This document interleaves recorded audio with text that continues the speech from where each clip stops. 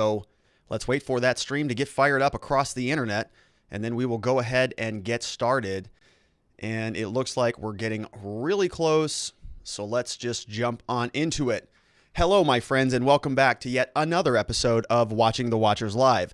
My name is Robert Gruler. I am a criminal defense attorney here at the R&R Law Group in the always beautiful and sunny Scottsdale, Arizona, where my team and I, over the course of many years, have represented thousands of good people facing criminal charges. And throughout our time in practice, we have seen a lot of misconduct involving our justice system. I just kind of blew that intro. It's misconduct involving the police. We have prosecutors behaving poorly. We have judges not particularly interested in a thing called justice, and it all starts with the politicians, the people at the top, the ones who write the rules and pass the laws that they expect you and I to follow, but sometimes have a little bit of difficulty doing so themselves. And that's why we started this program called Watching the Watchers, so that together we can shine that big, beautiful spotlight of accountability and transparency back down upon that very system with the hope of encouraging some meaningful change. And we're very grateful that you are here and with us today.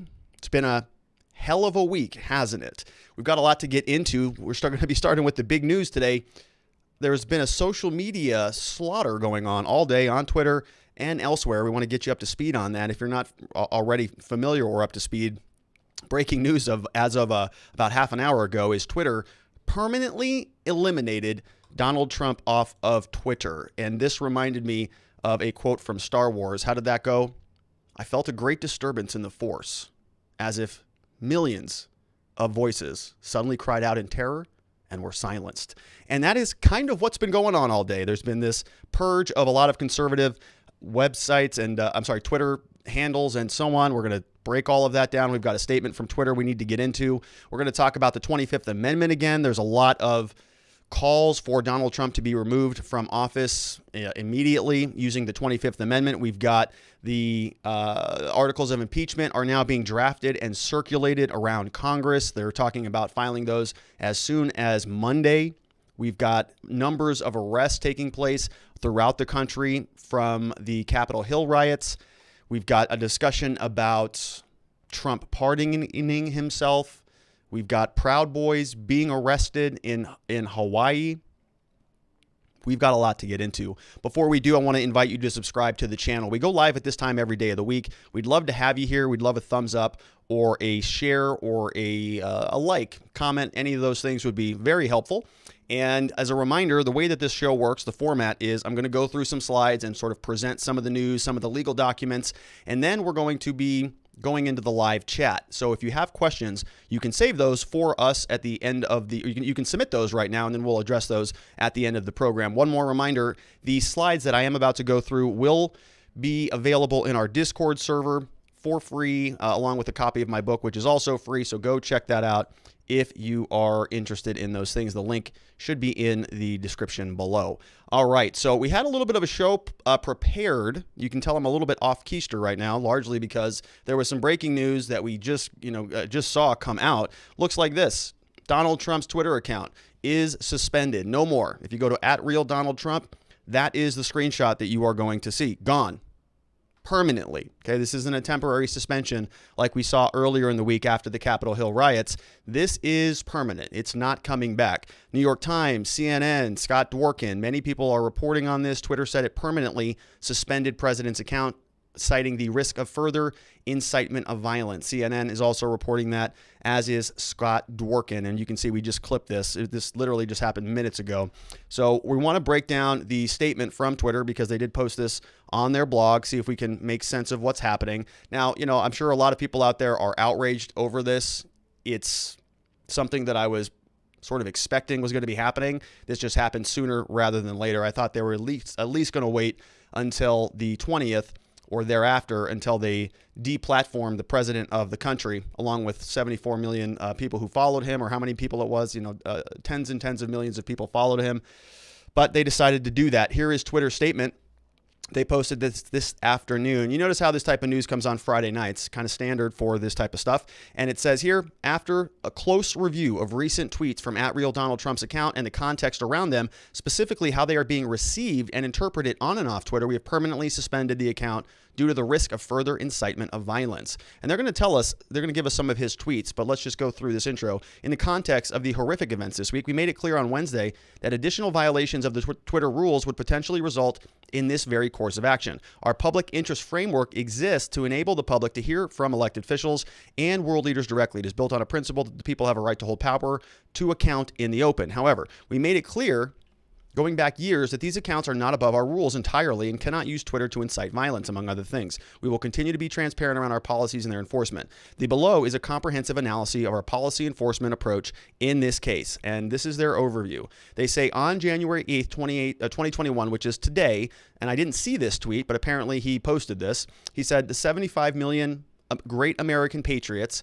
and he capitalized American patriots. He says the 75 million great American patriots who voted for me, America first, and make America great again, will have a giant voice long into the future. They will not be disrespected or treated unfairly in any way, shape, or form.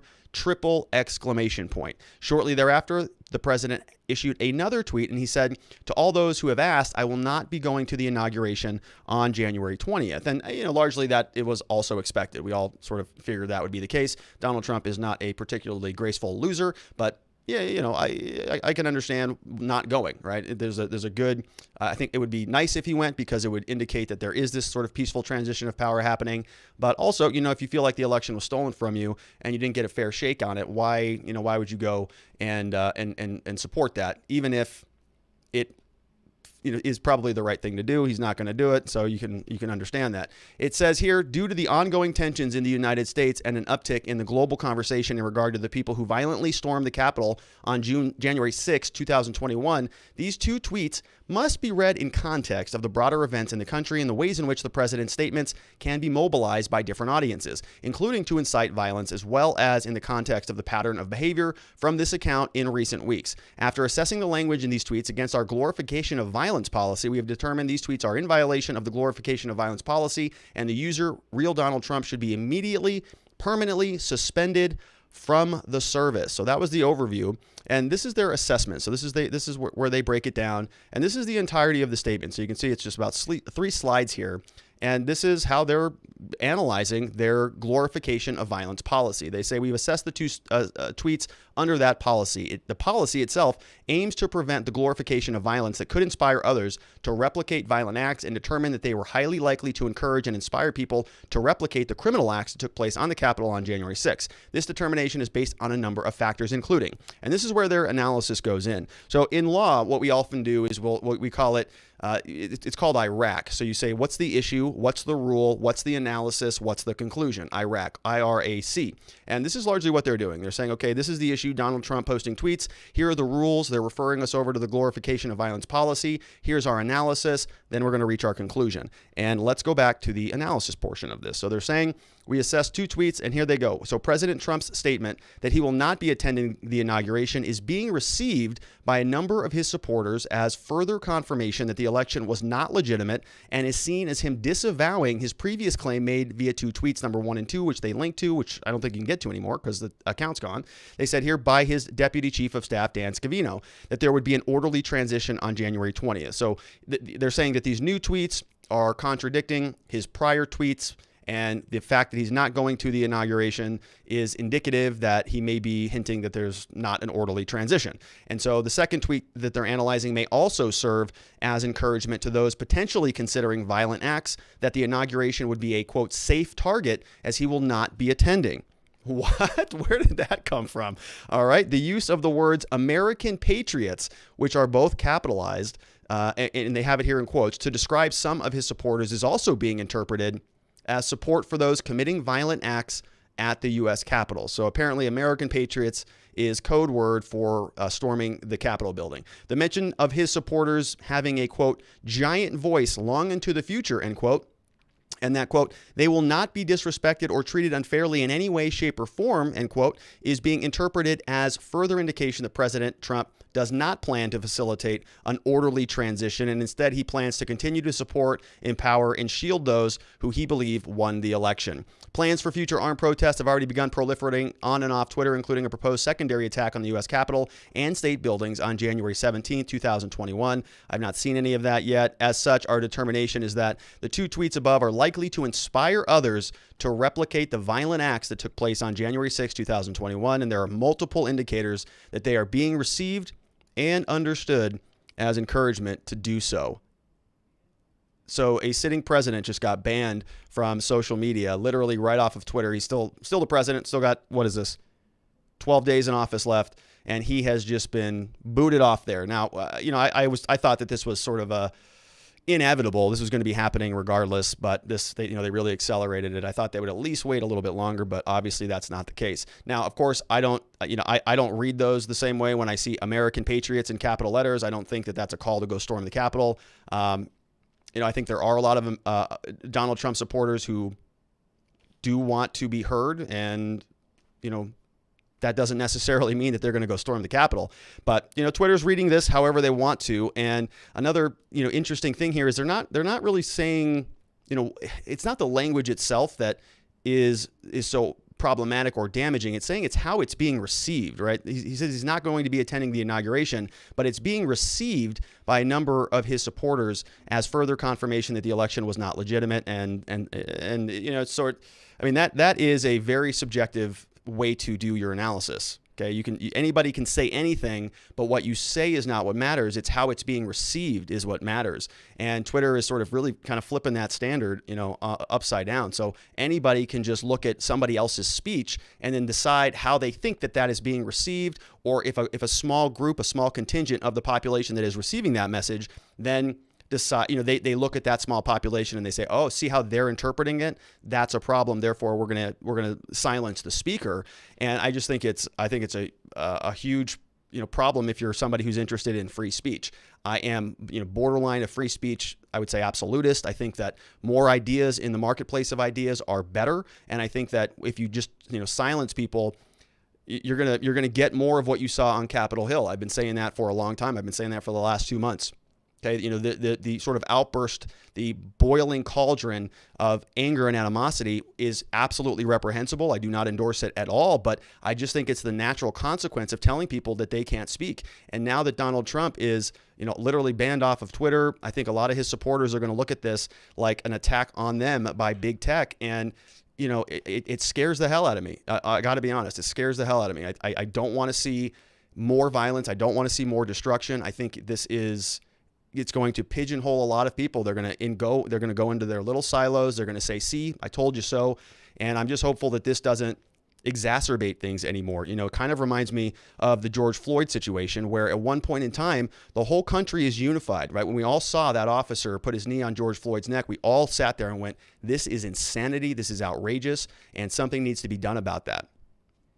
Then when the movement started to evolve, the country sort of fractioned out again. That movement turned into a defund the police movement, and some people identified with that, but large swaths of America didn't identify with that. And so what looked like a meaningful social justice movement turned into this this massive problem. Here, same thing. A lot of people are looking at what happened on Capitol Hill, and they're just disgusted by it. They think that this was totally inappropriate. But now that it looks like, Donald Trump is sort of being deplatformed across the internet, it concerns me. I really hope that there are people out there who look at this and they say, okay, it's not that big of a deal. But think about all those people who were in the Capitol Hill, right? And they look and they see that Trump has literally been thrown off the internet. It concerns me. I don't know what they're going to do or how they're going to respond to it. And I think that, this was largely settled, but Twitter made its decision. Twitter's allowed to do what it wants to do. This is the power of being the sole platform that people use for, tweets, right? People, there's Parler, there's other platforms, but nobody uses them. And so they have essentially a monopoly on that. Donald Trump was not the only one who got removed from Twitter today. A number of other individuals. General Flynn, we've got Lynn Wood was long gone, Sidney Powell, is gone. Some others, it looks like Free Julian Assange movement was gone. Stacey Malane said they aren't even waiting until the 20th to do the purge, both online and in real life, with Trumpers now being rounded up as terrorists. Some U.S. General Flynn, numerous others were also banned from Twitter today. This one is particularly telling. So I don't know why a Free Julian Assange message or Twitter account also got suspended, but I think we should encourage more people to talk about more things. The best place to defeat bad ideas is in the marketplace of ideas, because you can bring them to light and then you can refute them, you can rebut them. But if you just say you can't even talk about those things and you're not even allowed to get on our platform, it just concerns me that, a small contingent of the population is going to become more radicalized. I could be wrong on that. Maybe this is something I'm missing. I don't know. Maybe this is something much more serious on their side of the street that, I'm just not seeing. But to me, it just feels like, all right, they're inclined to do that. Now, Donald Trump also just didn't get hit on Twitter. He's also getting sort of bombarded with a number of other attempts to remove him from office. The 25th Amendment, impeachment articles are being drafted and probably being submitted on Monday. Let's do a quick recap on the 25th Amendment. So we talked about this yesterday in a joint statement. Pelosi and Schumer, they said they wanted to remove him. They're asking Vice President Pence to urge him to invoke the 25th Amendment, which would allow the vice president and a majority of the cabinet to remove the president for his incitement of insurrection and the danger he still poses. We have not heard back from the vice president. Another congressperson also wants to remove the president. O'Halloran from Arizona calls for the use of the 25th Amendment to remove Trump from the office. He says Donald Trump has proven himself unfit for office and must be immediately removed from power for his role in this national nightmare. I join my colleagues on both sides of the aisle in calling for the cabinet to invoke the 25th Amendment. What the president has done has already weakened us. He remains a threat to our national security as long as he is in office. And it just goes on. Donald Trump is unfit to be president. 5 people have died, including a Capitol Police officer. Democracy has been damaged. I call on the cabinet to promptly convene and use the 25th Amendment to remove him from office. A lot of calls for this in Congress. This was drafted a couple days ago. Looks like right after the actual ordeal itself. All of these members of Congress are also asking that Vice President Pence do something to invoke the 25th Amendment and then remove the president from power. We got Joe Negussi, Ted Deutsch, Steve Cohen, Gerald Nadler, and on and on and on. A lot of momentum building in Congress in order to do that. Now, what does the vice president say? Right, the vice president, Mike Pence, is the person who has to go and sort of start the process by speaking with other cabinet members, and that looks like that is not going to be happening. He says not happening, said a close Republican close to Pence when asked about growing calls for him to replace Trump. Pence and his team are worried that it could spiral the country even further into chaos and partisan divide while potentially putting in jeopardy Pence's own political aspirations of running for the White House himself in 2024, which is, all of us have been expecting that. In private, Trump's own supporters and advisors said that they are furious at the president for turning his fire on Pence after 4 years, where the number 2 served as a loyal supporter despite so much controversy. Calling out Pence, they say, quote, "Give me a break," former senior White House official told Insider. "You talk about a guy who has just eaten S for 4 years and indefatigably goes around and tries to be uplifting." And I would agree with that. I think that's right. I mean, Mike Pence has been a very, very loyal soldier. He's just sort of boots on the ground every day, just grinding away. And he's been sort of unflappable for the last 4 years. I also thought it was a little bit inappropriate the way Donald Trump suddenly just flipped on him. He was asking him to do something that in my mind he didn't really have the power to do. And he got scolded for that, reamed, even though he's been loyal for the last 4 years. But it doesn't stop there. They're also talking about criminal charges for the president. The New York Times has reported that the Justice Department said that on Thursday it would not rule out pursuing charges against President Trump for his possible role in inciting the mob that stormed the Capitol building a day earlier. The Justice Department said on Thursday that it would not rule out pursuing charges against the president. They say here, "We're looking at all actors, not only the people who went into the building," said Michael Sherwin, a U.S. attorney. So that would include, other people. Mr. Sherwin was asked whether such targets would include Mr. Trump, who exhorted supporters during a rally near the White House, telling them they could never, quote, "take back our country with weakness." Propelled by Mr. Trump's baseless claims of election irregularities, the protesters had gathered to demonstrate against Congress's certification on the Capitol. Mr. Sherwin said, quote, "If the evidence fits the elements of the crime, they're going to be charged." They generally have said that sitting presidents cannot be charged with a crime, but as we all know, that protection is going to be over in 12 days. Mr. Biden said he has no appetite to investigate and prosecute the Trump administration, unequivocally blamed Mr. Trump on Thursday for trying to use the mob to silence the voices of nearly 160 million Americans who did vote for the president.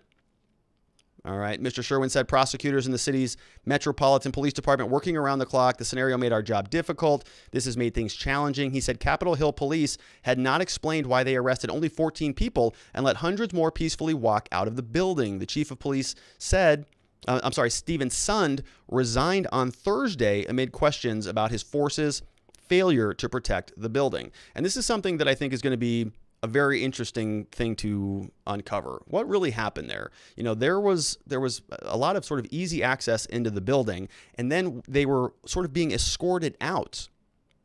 Why were they just all allowed to leave? Why did they not just lock down the entire building and make sure that they were all inside and ID all of them, arrest them all, charge them as they were in the building? Right? We're going to see here in a minute that they took stuff with them when they left. That's a pretty big problem for national security. The article goes on. In all, prosecutors have filed 40 cases in Superior Court on charges, including unlawful entry, assault, and firearms offenses. They were prepared to file claims for 15 federal criminal cases, all related to the breach of the Capitol. We do have some stories about people who have been arrested as a result, so we'll talk about that today. The city's also announced they had arrested nearly 70 people on the riot charges, including unlawful entry, illegal gun possession, and assault. Rioters rifled through offices of lawmakers and stole electronics.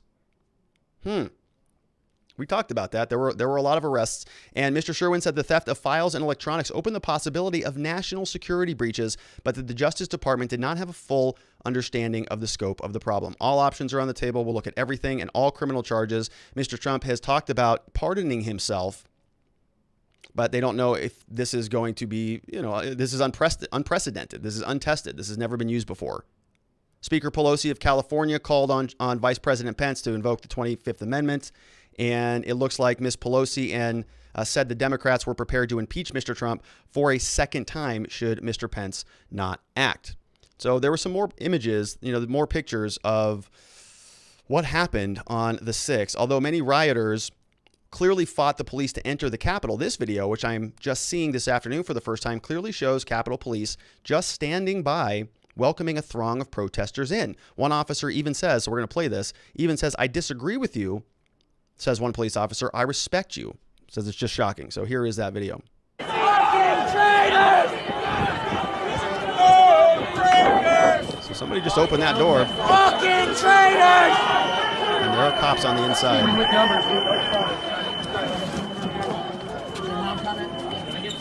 They're gonna lock us in. They're going to walk us in, somebody said. Sorry about that noise. You can disagree with it, but respect it. Come on. Like killing in hell. It's my motherfucking house.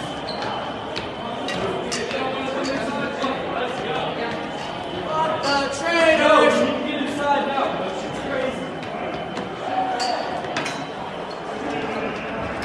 There's Trump!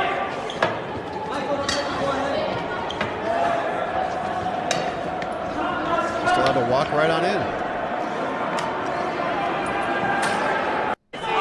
So there was clearly some sort of a stand down order. I mean, those cops, there's 4 or 5 of them. They're just standing there. They basically opened the door. So, this could have been one of two things. It could have been just an initial stand down order. My original thought when I saw the door open was, okay, well, maybe a protester ran around the other side, came into the building, and then opened the door for the other protesters who were still outside. Somebody else was opening the door. But that's not what happened, right? The cops were standing right there. And that's the question. Why did that happen? Why were they allowed to just go in and rummage through the building? Because it seems like a major national security breach. I talked about this yesterday. 435 congresspeople, 100 senators minus the ones who were not there, the vice president of the country. It was the entire government, right? Save the Supreme Court and the president. And they were just allowed to run in there and just kind of mope around and do whatever the hell they wanted. Insane to me, but that's what happened. Heather Timmons reported that a congressional aide here says that Speaker Pelosi says a laptop was stolen from her office in storming of the Capitol Wednesday. Reuters also reported a laptop was stolen from the office of U.S. House of Representatives Speaker Nancy Pelosi during the storming of the Capitol. Her aide said Drew Hamill, who is the aide, said on Twitter that a laptop belonged to a conference room and was used for presentations, declined to offer further details. Senator Jeff Merkley, a Democrat, also said on Twitter Thursday a laptop was taken from his office. And then we also learned the U.S. Justice Department says, quote, there are national security equities, end quote, in theft of records from the U.S. Capitol yesterday. How does that even happen? You know, why was this building open? Why were those cops letting them in? Why was the building not, surrounded when they were inside so that they could make sure that they could do an inventory of the stuff that was leaving the building?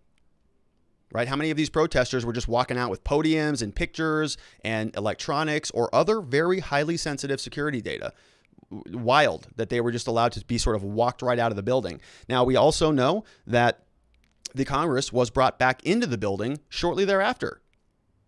Isn't that a problem? I mean, I know they found IEDs and some other explosive devices. They just carted all of these Congress people back into the building. Presumably they swept the place. But what if there was something else in there? What if there was like an anthrax, or there was some other chemical compounds, or there was, how about this, coronavirus, right? There's a lot of people in there. Did they sweep the place for corona? Did they sweep it for bombs, explosives, smelling dogs, or, canines that are in there to make sure that the place is secure? Very, very strange that this whole thing happened the way that it did. We talked a little bit about it yesterday, but the mayor of Washington, D.C. didn't ask for additional support from some of the other federal agencies, said don't send them, we're good to go. And they were not prepared, right? They were completely overwhelmed. And there have been images floating around on Twitter today showing that they were building up walls and other barriers to make sure that it did not happen again. So I don't know that we'll ever know about it, but I'd be very curious to know if there was a stand down order, who gave it, and what was the justification for that? And then what was the chain of command? Who decided that they were just going to operate this way? Let them in, open the doors, and then not prevent any of them from leaving. They left with probably some very important stuff. So just an absolute failure of the government across the board. Not just the president in his rally, but the law enforcement officials who were told to stand down, the chief of police who's already resigned, the mayor for not taking these threats seriously. We've been hearing for months and months and months how bad these radicals are, how awful the Proud Boys are. It came up in the debate. Apparently everybody knew about this, but the police, but the Congress people. So nothing got done. Now Trump is, he's in hot water. He's said to have discussed pardoning himself in several conversations since Election Day. Mr. Trump has told advisors that he is considering giving himself a pardon, and in other instances asked whether he should and what the effect would be on him legally and politically, according to the two people. It's not clear whether he broached the topic since he incited his supporters on Wednesday to march on the Capitol. He has long maintained that he does have the power to pardon himself. No president has pardoned himself before, so the legitimacy of a prospective self-clemency has never been tested in the justice system. And people have been asking me about this, whether they can do it or not. And I don't know the answer, and nobody does because it's never been done. Legal scholars are divided about whether the courts would recognize it. They agree a presidential self-pardon could create a dangerous new precedent for presidents to unilaterally declare they are above the law and to insulate themselves from being held accountable for any crimes they committed in office. Trump has considered a range of preemptive pardons for everybody, himself, including his three oldest children, Donald Trump Jr., Eric Trump, Ivanka Trump, Trump's husband, Kushner, Giuliani, and so on. The president expressed concerns to advisors that a Biden Justice Department might investigate all of them. And Miss Faith found this clip from 2018. This is a screenshot from what once was Donald Trump's Twitter account, which is no more. Says, as stated by numerous legal scholars, I do have the absolute right to pardon myself, but why would I do that when I have done nothing wrong? In the meantime, the never-ending witch hunt led by 13 very angry and conflicted Democrats and others continues into the midterms. He posted that back on June 4th, 2018. So whether he does that or not, at this point in time, I would think he absolutely does it. The pardon power, by the way, is so that you can protect yourself from political recriminations. And there's a reason it's in the Constitution. There's a reason it's so unilateral and it's afforded to the president. And I think there's a lot of good reasons for it. We'll see what Trump does with that. He's also going to be facing articles of impeachment that are apparently coming on Monday. So buckle up for that. We have another round of impeachment. Even though by Monday, he'll have 9 days left in office, and they're still going to try to impeach him in that time just to make sure that he leaves with that extra black eye. And here is Ilhan Omar, who said here today, or I think this was yesterday, said, articles of impeachment for introduction. So proud of everyone co-leading this effort with us. We need to move quickly to remove this president from office. So co-sponsors, the sponsor is Representative Ilhan Omar. She's joined by David Cicilline, Ted Lieu, Al Green, Hank Johnson, Ayanna Pressley, Rashida Tlaib, Vicente Gonzalez, Jamal Bowman, Mondare, so on and so forth, Alexandria Ocasio-Cortez, of course, and Cori Bush. Says here, dear colleague, I invite you to join me in introducing a resolution to impeach Donald John Trump, president of the U.S., for high crimes and misdemeanors. And this is all that she posted. We didn't see any of the substance. Once again, she says Trump has violated his constitutional oath to faithfully execute the office of the president of the United States and the best of his ability to preserve, protect, defend the Constitution, blah, blah, blah. Right? Our democracy, our national security remain in danger. Congress must take immediate action to keep the people of this country safe and set a precedent that such behavior cannot be tolerated. Right? Congress must take immediate action to keep the people of this country safe and set a precedent that such behavior cannot be tolerated. So this is the resolution in the House of Representatives. She's going to be submitting it. They're supposed to submit it to a subcommittee, but I think they're going to bypass that just so they can get it right to the floor and they can go and have a vote. Resolve, Donald Trump is impeached. Right? So that's the resolution. But once again, if you read through it, based on what she has posted thus far, we just don't see anything in there. We just don't see what the substance is. What is the high crime? Are they going to go and they're going to try to bring, a claim under sedition or incitement or, there's a number of different things I think they could try to latch onto, but we just haven't seen that yet. So if those articles are filed on Monday, we will bring those up. Pelosi says that they're going to be moving forward quickly, says if Trump does not resign immediately, they're going to be bringing those on Monday. Pelosi says the House will move to impeach if he doesn't resign. Speaker Pelosi said on Friday that the House will move to impeach him. In a letter to the members, the Speaker invoked the resignation of Richard Nixon amid the Watergate scandal and called Mr. Trump's actions a horrific assault on our democracy. And she wrote, if the president does not leave office imminently and willingly, Congress will proceed with our action. And then we just saw this again this afternoon. I'm telling you, this was a Friday night massacre. Everybody's dropping everything tonight. Democrats plan to introduce articles of impeachment as early as Monday. This comes from CNN Politics. They're all working on introducing articles of impeachment. They could set up a vote in the House early to the middle of next week. Speaker House Pelosi has not explicitly said when this will go to the floor. This would be the second time the House has unveiled articles of impeachment against the president. In 2019, Trump was impeached on charges of abuse of power and obstruction of Congress, although the Senate acquitted him of both charges late last February. So we've got, what do we have now? We've got the 25th Amendment. We've got the articles of impeachment. We've got the DOJ investigating him. He's been deplatformed off of Twitter. I'm going to guess that Facebook and Instagram are next. He's still the president. He's still in office. No rightful authority has been invoked to remove him. He has not resigned. He has not been impeached. He has not been deemed incompetent under the 25th Amendment, but he is being, it looks like a lot of his powers are slowly being stripped away from him. So Nancy Pelosi, according to the New York Post, called General Milley to block, quote, unhinged Trump from using the nuclear codes. That was according to the New York Post. Here's the story. Pelosi makes the unprecedented appeal to the Joint Chiefs of Staff chairman to block Trump's nuclear code access. In a joint statement, Pelosi said she made the drastic call to the Joint Chiefs and asked him to increase the pressure as pressure mounts for Trump to step down or be removed from office via the 25th Amendment. This morning, she says, I spoke with the chairman of the Joint Chiefs to discuss available precautions for preventing an unstable president from initiating military hostilities and accessing the launch codes and ordering a nuclear strike. The situation here of this unhinged president could not be more dangerous. We must do everything we can to protect the American people from this unbalanced assault on our country and our democracy. And that is kind of going on around the federal government. We've seen a lot of people resign this week or today and yesterday. I think Betsy DeVos. We also had Mitch McConnell's wife, Elaine Chao, I think her name is. We saw the Ajit, the FCC chairman, is not going to be moving forward with Trump's executive orders that were going to be curtailing Section 230. We've got Nancy Pelosi talking to the Joint Chiefs saying Trump shouldn't have access to these things. My understanding is that Vice President Pence was the one who called in the National Guard back on the 6th. Donald Trump wasn't involved with that. So it sounds like a lot of the power structure in the government is isolating the president, which is very interesting given the fact that he is still the president. You may not like that, but he is. And there has been no formal mechanism to divest him of his power at this point in time. And we've talked about a lot of definitions on this. And what were we talking about? Treason, sedition, coup?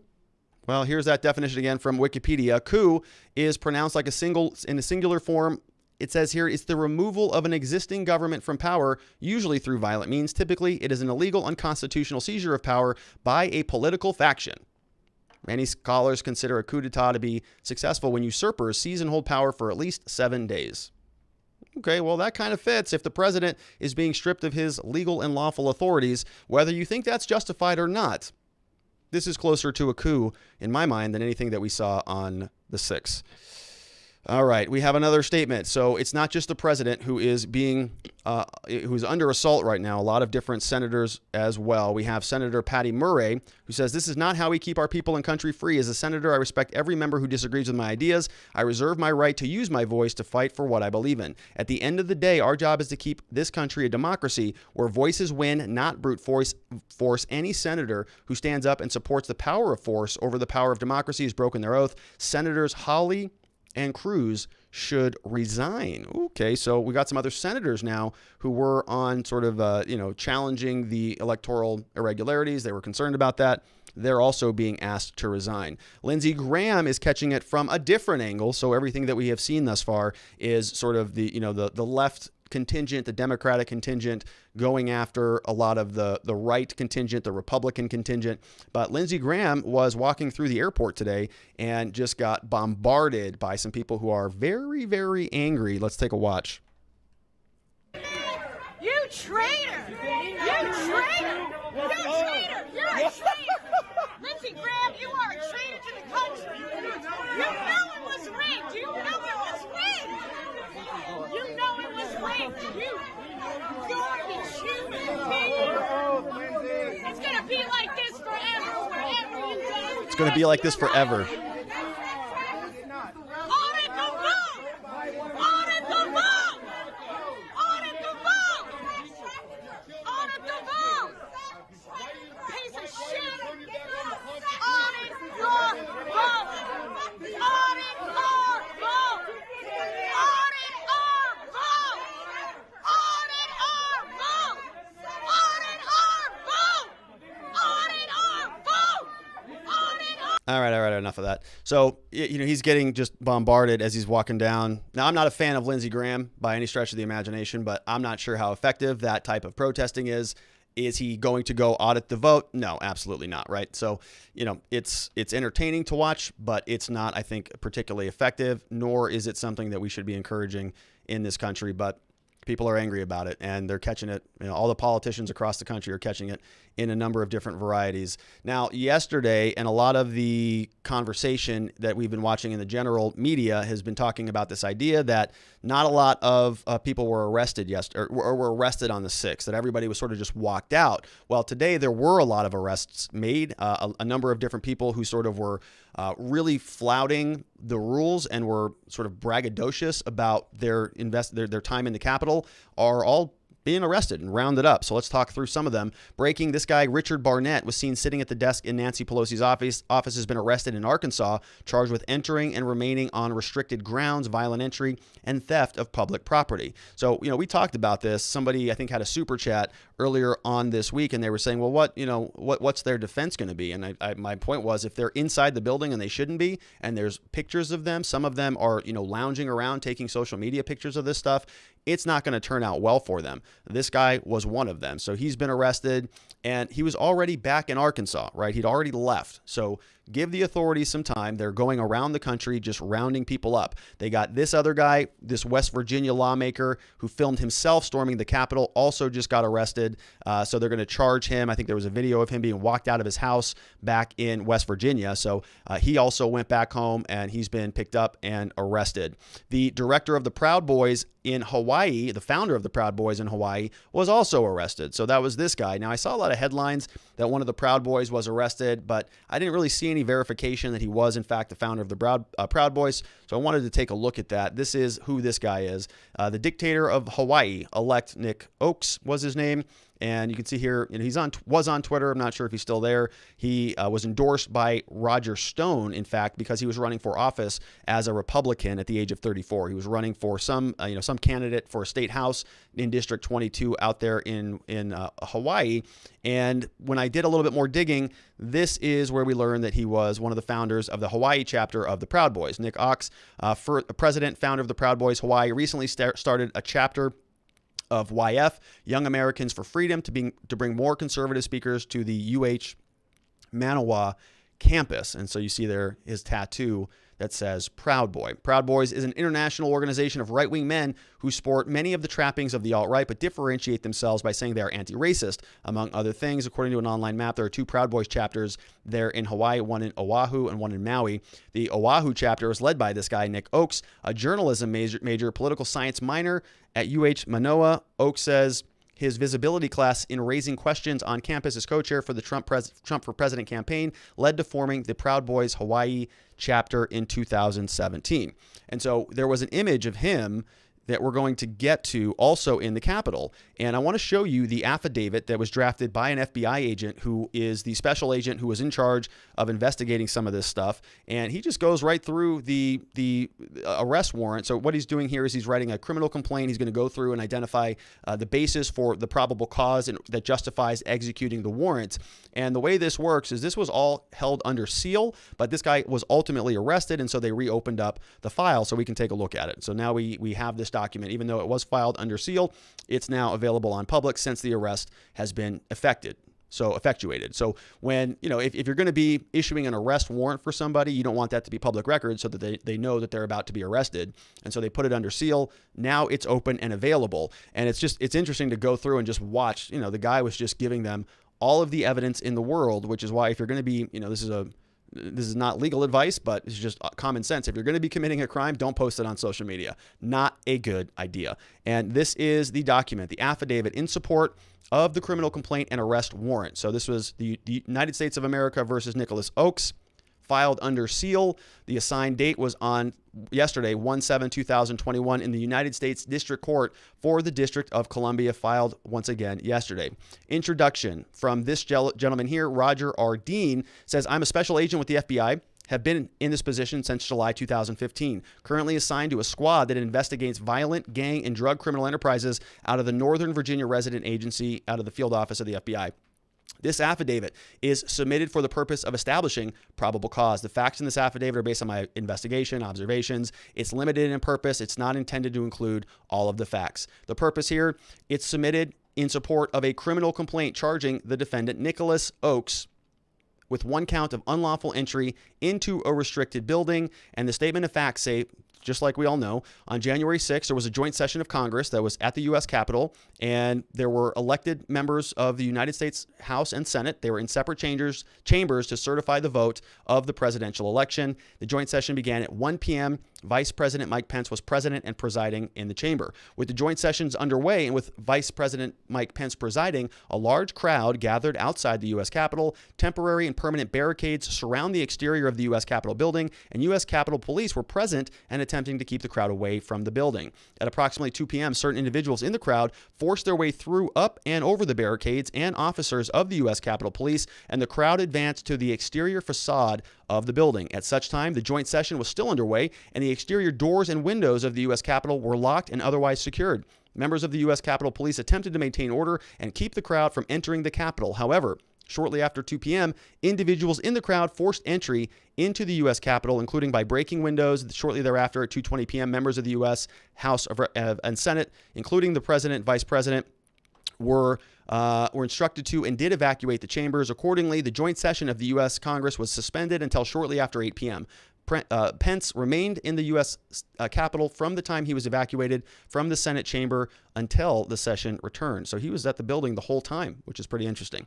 On January 6th at 4:13, Nick Oakes, a resident of Hawaii, posted a photograph to his Twitter account with the caption, quote, "Hello from inside the Capitol. Hello from the Capitol. LOL," is what he wrote, which appears to depict him and another individual smoking cigarettes inside the building. And then they link to his literal Twitter status Oaks later admitted to a CNN reporter that he entered the Capitol. CNN published a photograph that appears to depict Oaks standing in the crowd walking through the Capitol halls.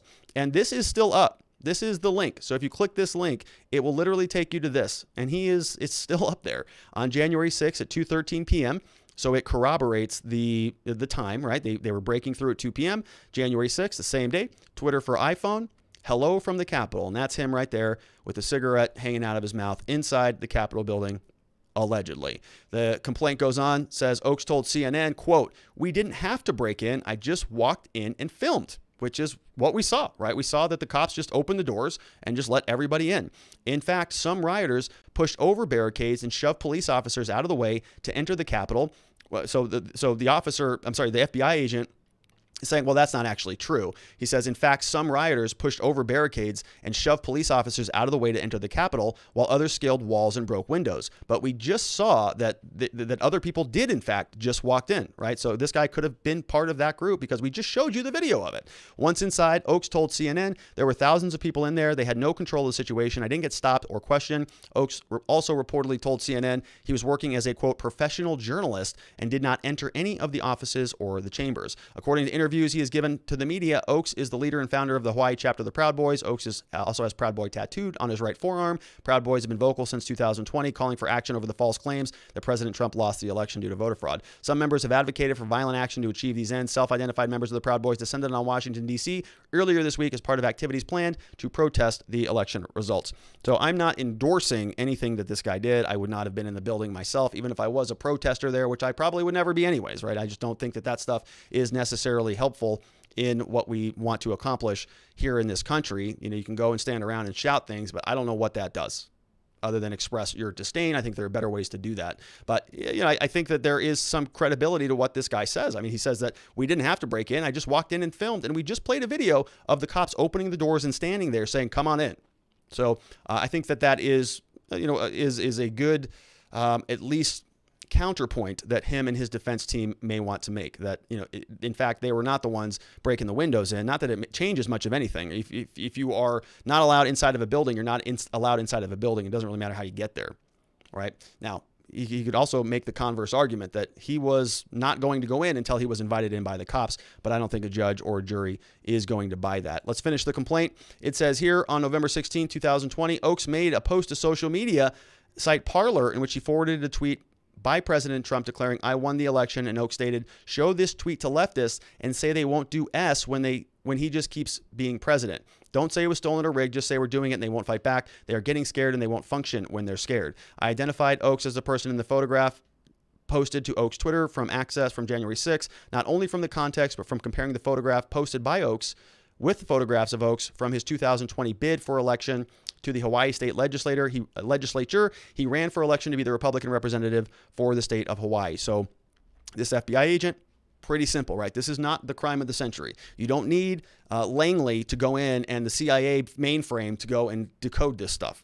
Okay, he posted it on Twitter. He matched the photo from when he was running from office that I just showed you, and then compared the two and said, yeah, there he was, right? Also, we've got some admissions from him. When he was talking to CNN, he just admitted, yeah, I just walked right in there. So I was inside the building, even though I shouldn't have been. That's admission to a crime. So, this guy's like violating all of the basic tenets of not incriminating yourself. Don't talk, don't take pictures, don't post stuff anywhere.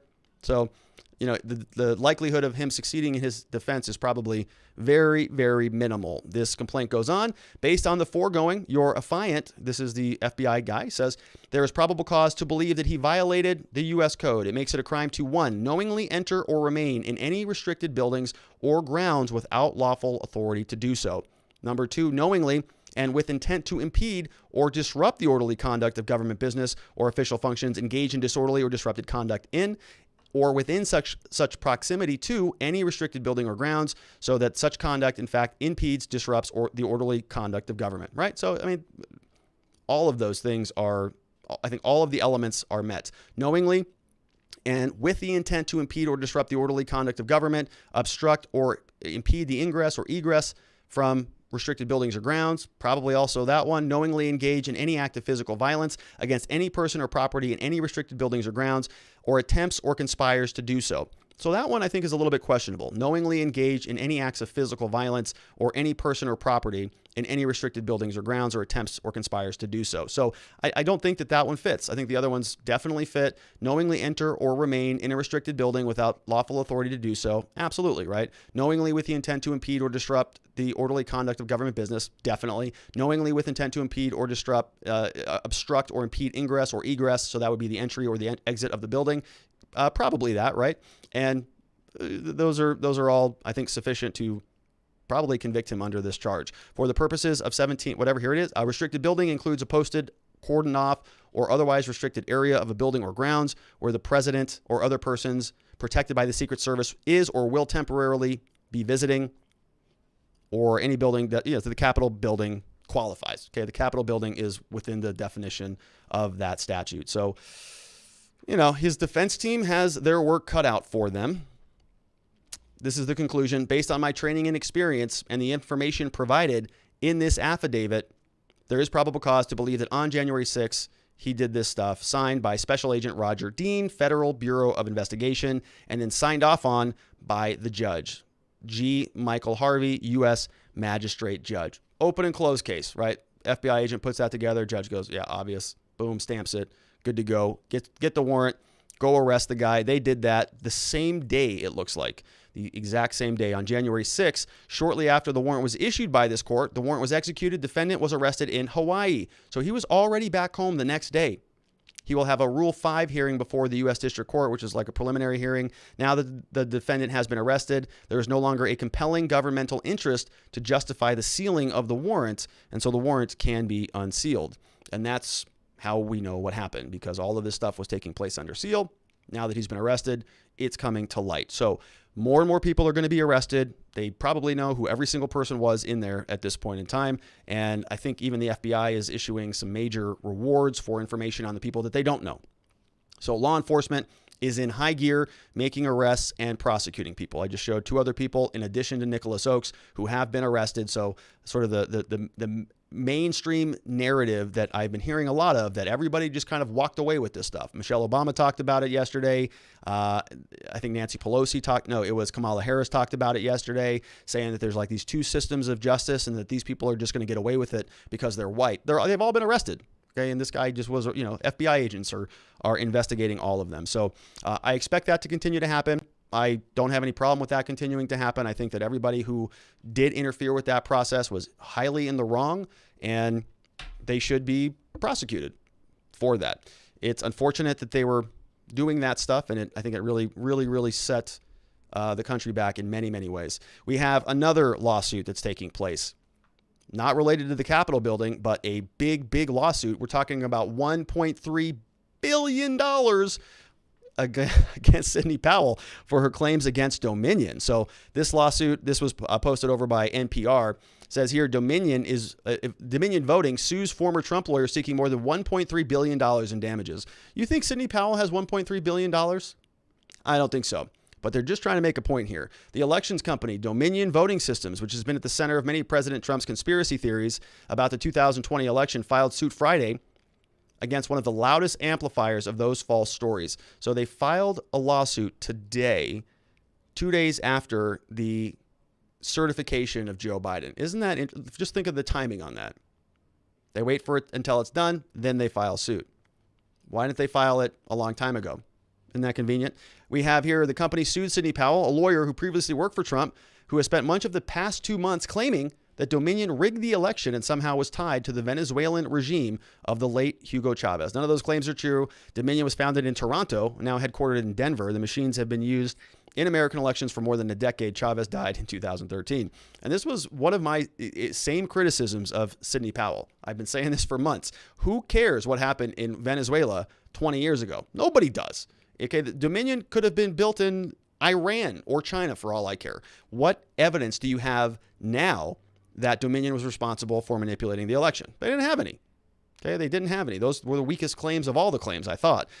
So I don't know why they were running with that without presenting any evidence. I think this was the Kraken that was supposed to come that never did. The lawsuit was filed in the U.S. District Court for the District of Columbia, and Dominion asked for $1.3 billion in damages. The viral disinformation campaign has destroyed the value of the business. So, of course, as is the situation here, let's look at the primary documents so we can see what is going on. U.S. Dominion Inc., Dominion Voting Systems, Dominion Voting Corporation is suing Sidney Powell, and defending the Republic. So they're naming all of her different sort of entities. They're naming her personally, they're naming her business, and they're naming her defending the Republic company. The complaint and a demand for jury trial says it's a defamation action that arises from statements made by Sidney Powell, who was acting in concert with allies and media outlets determined to promote a false preconceived narrative about the 2020 election, causing unprecedented harm.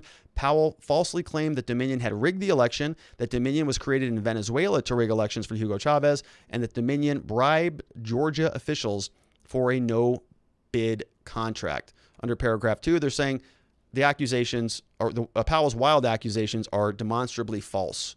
They weren't created in Venezuela. It was founded in Toronto. As it grew, Dominion developed technology to solve many technical and voter intent issues that came to light as a result of the 2000 election. Systems are certified by standards promulgated by the U.S. Election Assistance Commission, reviewed and tested by independent testing laboratories since its founding. Dominion has been chosen by thousands of elections officials throughout the country, and so on. Because of these safeguards, there are mountains of direct evidence that conclusively disprove Powell's vote manipulation claims against Dominion. Namely, millions of paper ballots were audited, recounted, confirmed Dominion accurately counted the votes on paper ballots. So what they're trying to do here is they're taking apart her claim, and what they're intending to do is show that there is sort of this actual malice, that she was being intentionally malicious. And if you're being intentionally malicious, if you're saying something that you know is false and you're intentionally doing it, that will subject you to liability for defamation, libel, those types of things. And it's a different standard if you're a private citizen, but since Dominion is a public entity and it's certainly subject to public scrutiny, it's a little bit higher of a standard. So you can make claims about Dominion, but when you intentionally make malicious claims that are false, that is where it goes to a different standard. They say here, when respected Georgia Republicans disproved Powell's false accusations, announcing that Georgia's paper ballot recount had verified the accuracy of the system, Powell sought to discredit them by falsely accusing Dominion of paying kickbacks in return to their families for a no-bid contract. The only, quote, evidence she ever put forward that support the false accusation was a doctored certificate from the Georgia Secretary of State. She's insinuated that the fact that the certificate is undated is suspicious. In reality, the authentic certificate is dated and publicly available on the Georgia Secretary of State's website, along with public records showing that there was a competitive bid process for the Georgia contract and that Dominion competed against Smartmatic and ES&S. Although Powell assured the public during television and radio appearances that her claims were backed by, quote, evidence, the evidence included declarations from a motley crew of conspiracy theorists, con artists, armchair experts, and anonymous sources who were judicially determined to be wholly unreliable. One of her unreliable sources was a, quote, military intelligence expert who's now admitted he never worked in military intelligence. And I remember this stuff, right? I mean, we sort of got away from some of the Sidney Powell claims because of this. They were going off a little off the rails there for a while, and she never ended up producing almost anything. During some of her media appearances, Powell also touted a shocking declaration from a, quote, anonymous source purporting to be the Venezuelan military officer alleging decades-old conspiracy involving Hugo Chavez. We talked about that. We showed that affidavit, and we were saying, who is this person? And there was no evidence in that affidavit about anything related to the 2020 election. It was some out there, military document that nobody knew who it came from or what the basis was, other than this fact that this guy was allegedly in the room with Hugo Chavez when they were discussing making the software. Bizarre. Powell deliberately lied about having a video of Dominion's founder saying he could change 1 million votes, no problem at all. She's never produced that recording. It doesn't exist. As a result of the defamatory falsehoods peddled by Powell in concert with like-minded media and so on, Dominion has suffered enormous harm. Dominion sent Powell a letter putting her on formal notice of the facts and the death threats and asking her to retract her false claims, but she doubled down, tweeting to her 1.2 million followers that she heard Dominion had written to her. Although she had not even seen the letter yet, she was retracting nothing because we have evidence they are fraud masters. To ensure her tweet would be published to the largest possible audience and inflict the maximum harm, she tagged some of her allies with massive Twitter followings. Trump, Lynn Wood, Trump's former national security advisor, Mike Flynn, In the days and weeks followed, Powell appeared for a number of media interviews and doubled down on her false accusations. They bring this action to set the record straight. Count 1, as you can see, repeats all of the different allegations. They're asking for defamation per se. And count 2 is deceptive trade practices. So what we just went through were all the facts, and then they're going to be re-alleging. Let me move myself there. Re-alleging the same facts. False and defamatory statements constitute deceptive trade practices in violation of Georgia law as they disparage Dominion's goods and services. They're saying Powell willfully made them in the course of her business. For example, she used defamatory falsehoods about Dominion to solicit funds to her fundraising website. She also used defamatory accusations to garner media attention and raise her public profile, which sold additional copies of her book, drummed up additional potential clients for Powell. A lot of people made a lot of money by really encouraging donations to their websites over this election stuff. Powell's statements have irreparably damaged Dominion. Dominion's entitled to permanent injunctive relief. And what they're asking for here, the prayer for relief, is wherefore Dominion respectfully requests the court enter an award and judgment in its favor against all defendants jointly and severally, meaning all of those named defendants. So her Defend the Republic Corporation, her personal corporation, and her personally. They're saying they all need to be responsible, one of them together or all of them together. That goes as follows. Awarding Dominion compensatory damages, not less, $651,735,000. It's a big bill on that. $651 million. It's a big bill. Then they want punitive damages. So compensatory damages means that it's going to compensate them for their loss. So this is the actual value that they feel they've lost in their business as a result of Sidney Powell.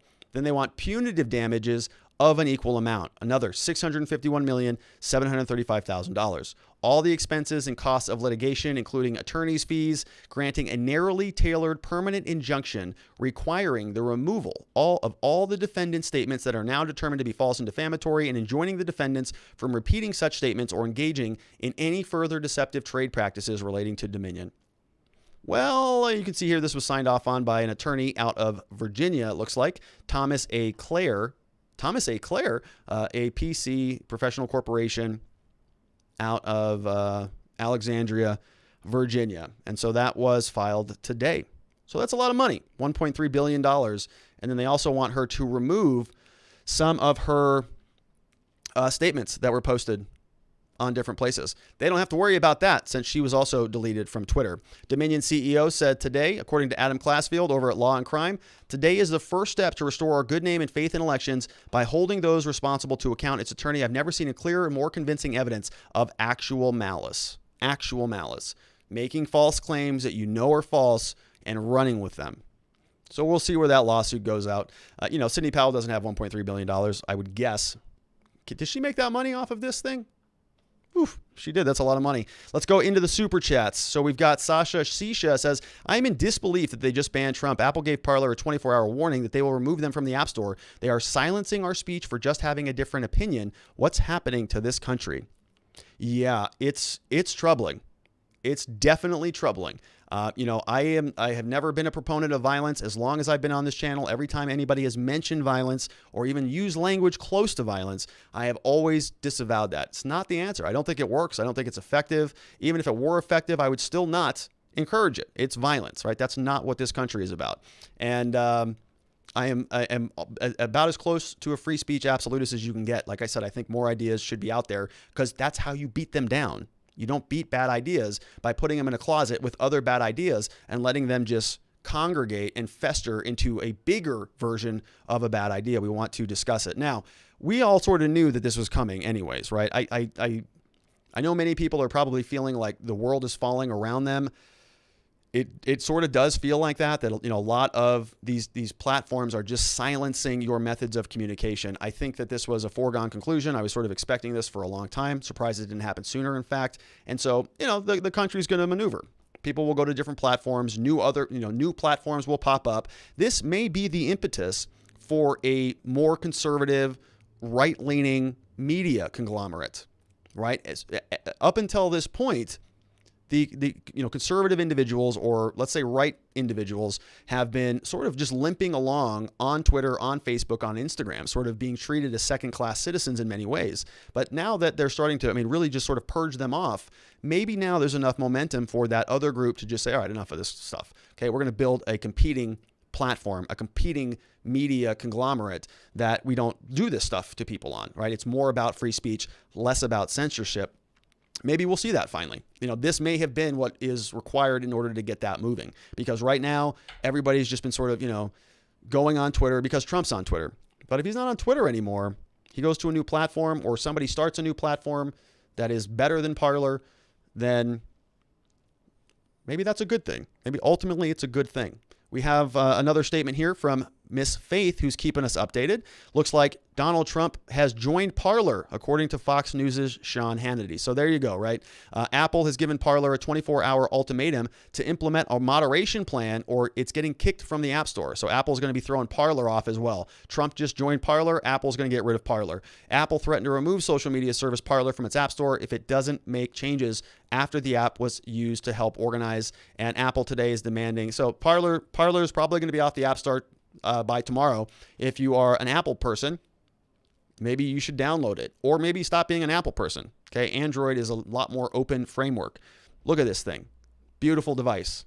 Beautiful. So, Apple's a pretty enclosed ecosystem, and that means you can't download stuff outside of Apple. You certainly can on an Android. So, maybe that's a different place to go. And we'll see what Google's doing about it. Google has already suspended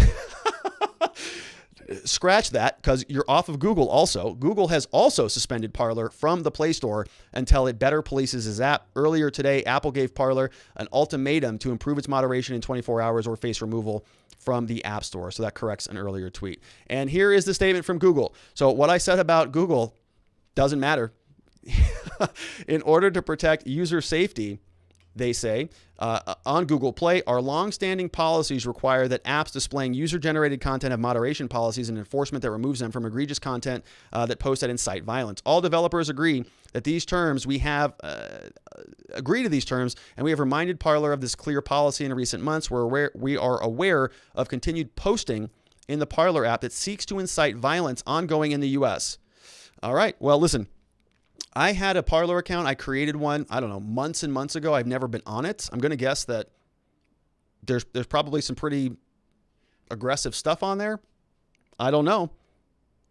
But you better get your Parler while you can, because it's going away. We recognize that there can be reasonable debate about content policies, and it can be difficult for apps to immediately remove all violative content. But for us to distribute an app on Google Play, we do require that apps implement robust moderation for egregious content. In light of this ongoing and urgent public safety threat, we are suspending the app's listings from the Play Store until it addresses these issues. So, maybe we need a new phone maker as well.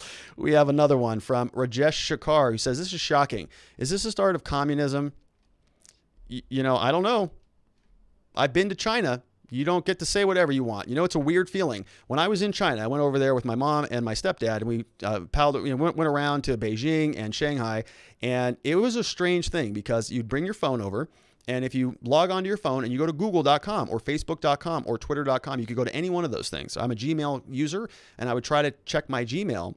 Nothing. You just type google.com in your browser anywhere in the country, and it just dead ends. It times out. There's nothing there anymore, right? It just goes away. And so, you'd have to start somewhere. This might be the first step. It's wild.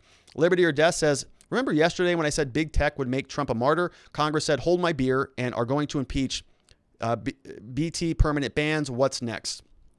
Yeah. I don't know that this is a good move for them, honestly. I think that this is, there are a lot of people who are kind of spiking the ball today and just thrilled that finally that monster Donald Trump is off of Twitter. But, Donald Trump was a big draw to Twitter. Before Donald Trump, I was not even using Twitter. Didn't even like it, right? Now I use it all the time. But it's because there's a big draw there and everybody's talking about it. So if he's gone and nobody's talking about that stuff anymore, what are we going to be debating about? Joe Biden and Kamala Harris, they're just not that interesting. And Donald Trump's going to land somewhere, right? He's going to go to Parler. There's going to be another thing somewhere. And honestly, if there are more competing, if something helps to sort of shake up the monopoly of Facebook and Google and all of those other platforms, I'm open to that. It may actually work out well. L4G Custom Fabrication says, we need the people to transfer the power from Big Brother back to we the people. Thanks, L4G. We have Diana Rodriguez, who says, how is it possible Congress will impeach fast enough to get it in before the 20th? Also, there is discussion 25th Amendment doesn't apply. Thoughts? So the 25th Amendment would need to be instituted by the vice president, and he's indicated he's not going to do that. I don't think that that would be good for him politically, right? He wants to keep a large part of Trump's base when he does run for president in 2024, and he's not going to do that by removing Donald Trump early.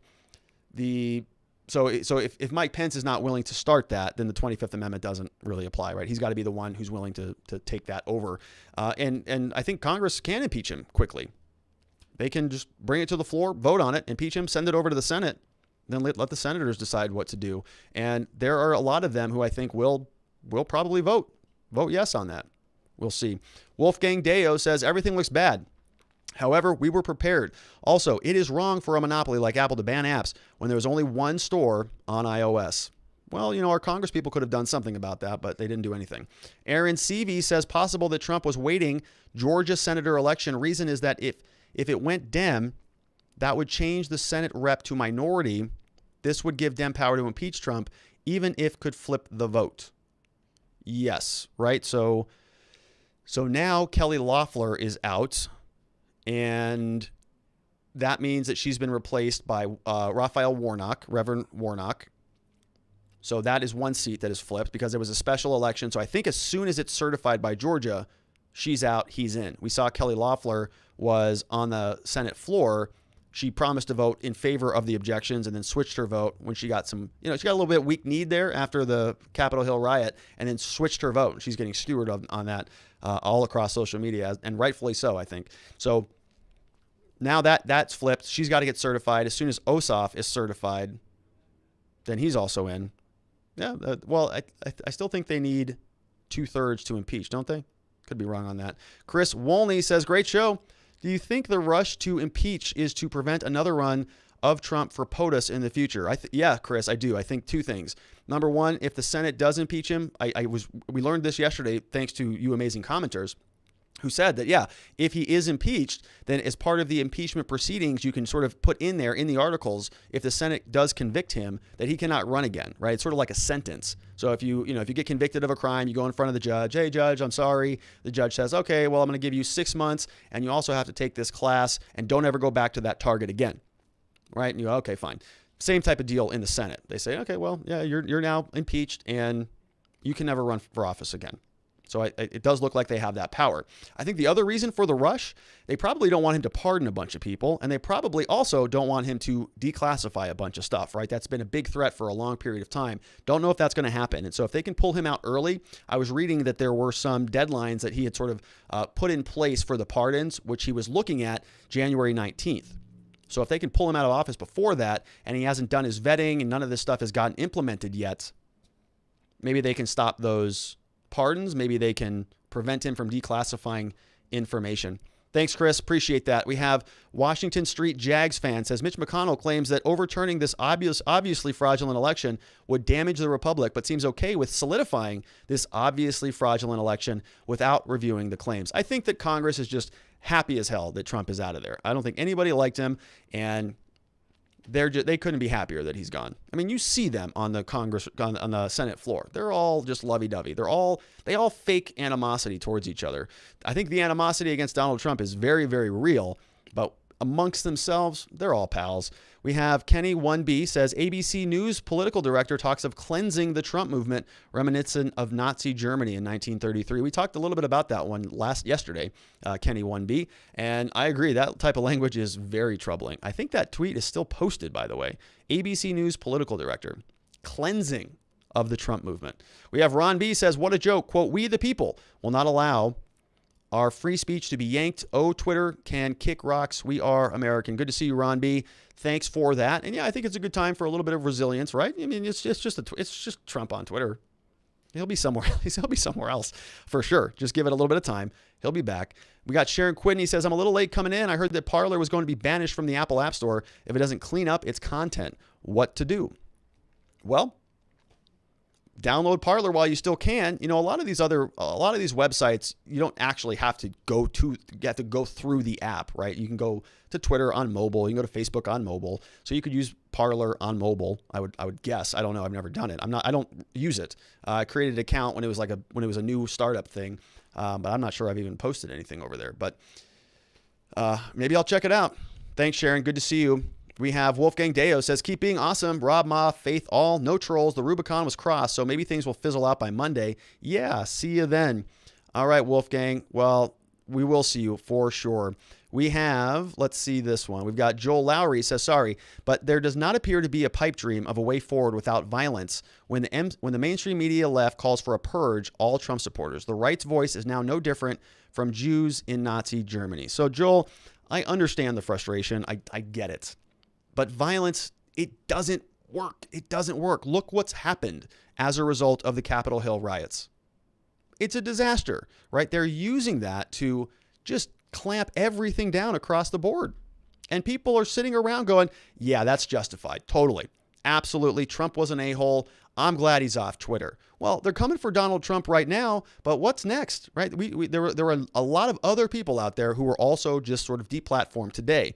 And some of them, I thought, were very good news reporters. There were some people who would do analysis of things that were better than anything I saw in the mainstream media. Critical thinking, not copy-paste journalism, and their accounts are just gone. And it's concerning, right? If they come for Trump, everybody's okay with that. They come for another one who's like, Alex Jones was the first one. Alex Jones got deplatformed all over the place. Everybody's happy about that. Oh, that guy was a conspiracy theorist. What did he say about Sandy Hook? He was a lunatic, whatever. And a lot of people didn't bat an eye. I was thinking that's a problem. He's not going to be the last one. Alex Jones is gone. They pulled off of what's the guy's name? Stefan Molyneux. Pulled him down. We've seen a lot of other people come down, and then now the president comes down. So, you got to be real careful about that. If you start promoting or advocating for violence, they're just going to clamp things down further. And that is not what we want. We don't want violence. We don't want other people killed or injured. That just antagonizes the other side. What you want to do is win the hearts and minds, right? Get into debate and thought and theory and, run for office, form little, communal groups with other like-minded individuals and talk through these issues, run for office, raise money, sign petitions. That's the answer. Violence is not the answer at all. It just makes things worse. We have Bill Bone says, fire Facebook and Twitter, join Parler while you can there, Bill. We have a Washington Street Jags fan. Solidifying this obviously fraudulent election will forevermore damage the Republic as Mitch McConnell and the Republican Party have signed their own death warrants. A sad day indeed. So,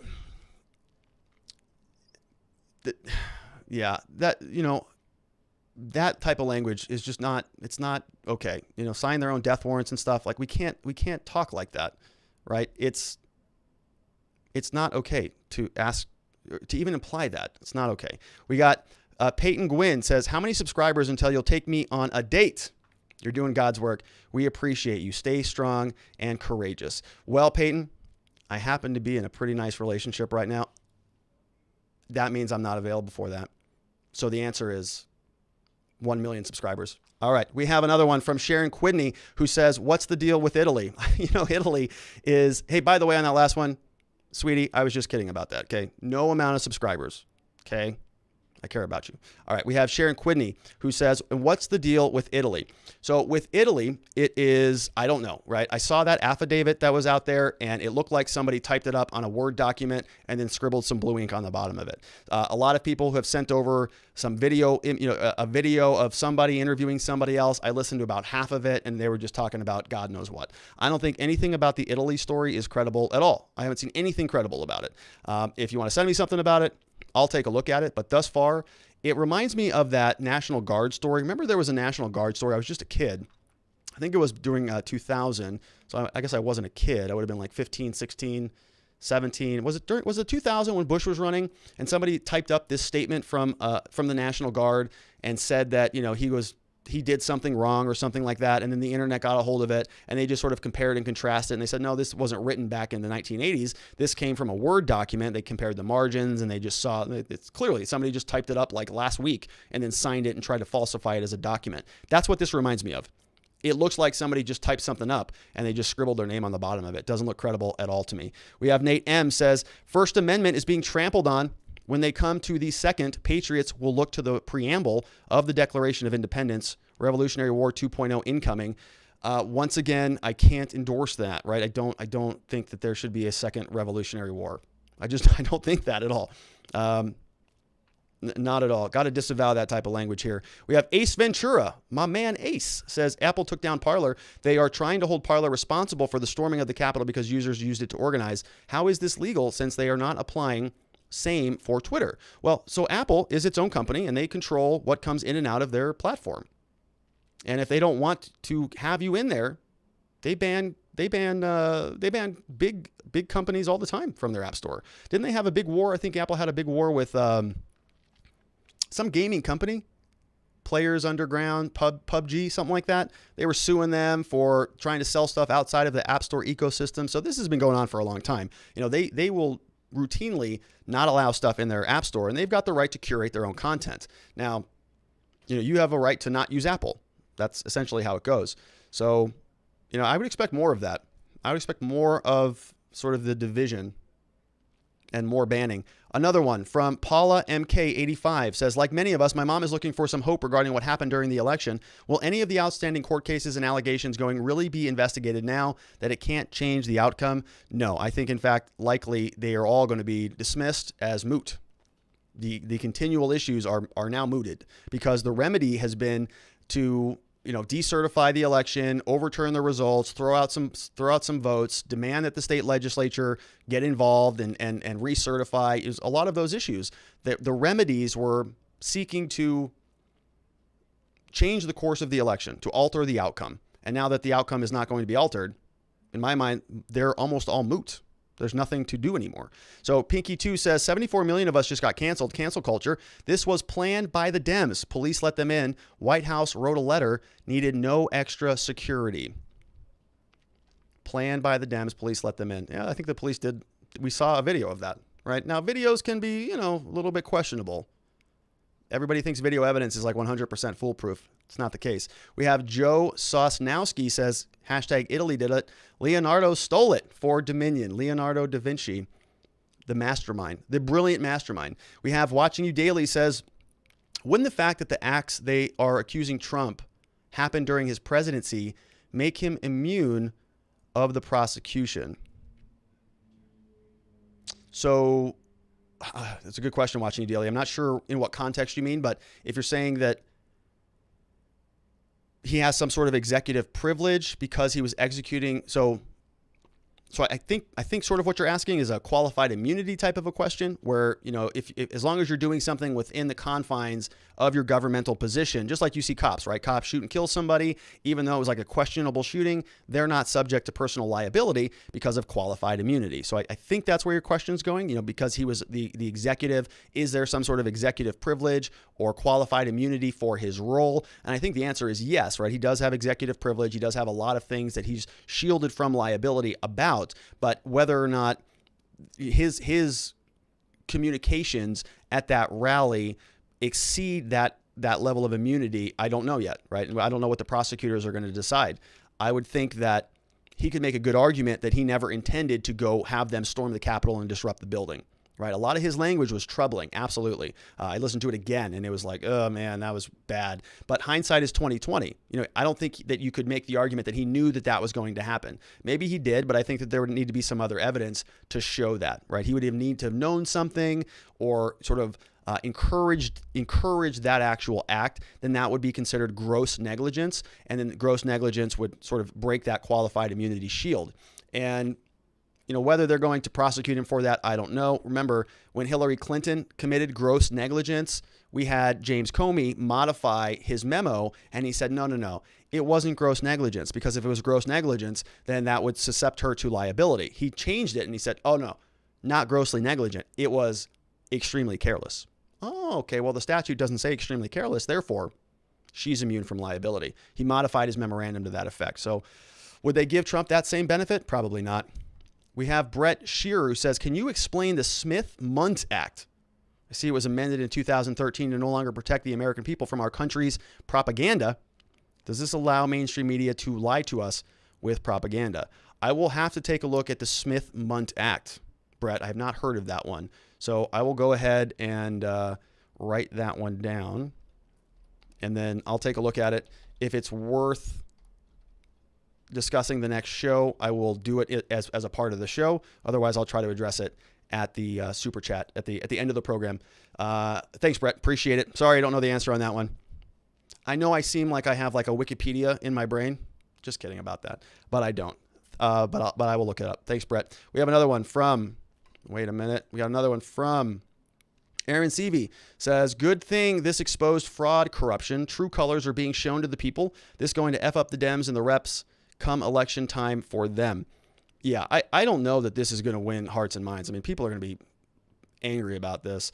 And when I say this, I mean sort of the massacre of online social media. We have Sharon Quidney says, regarding the impeachment, I understand Dershowitz is on board, maybe even volunteered to help out. Don't agree with him on many things, but love him. Hey, Sharon, so that means that Alan Dershowitz is going to help defend the impeachment?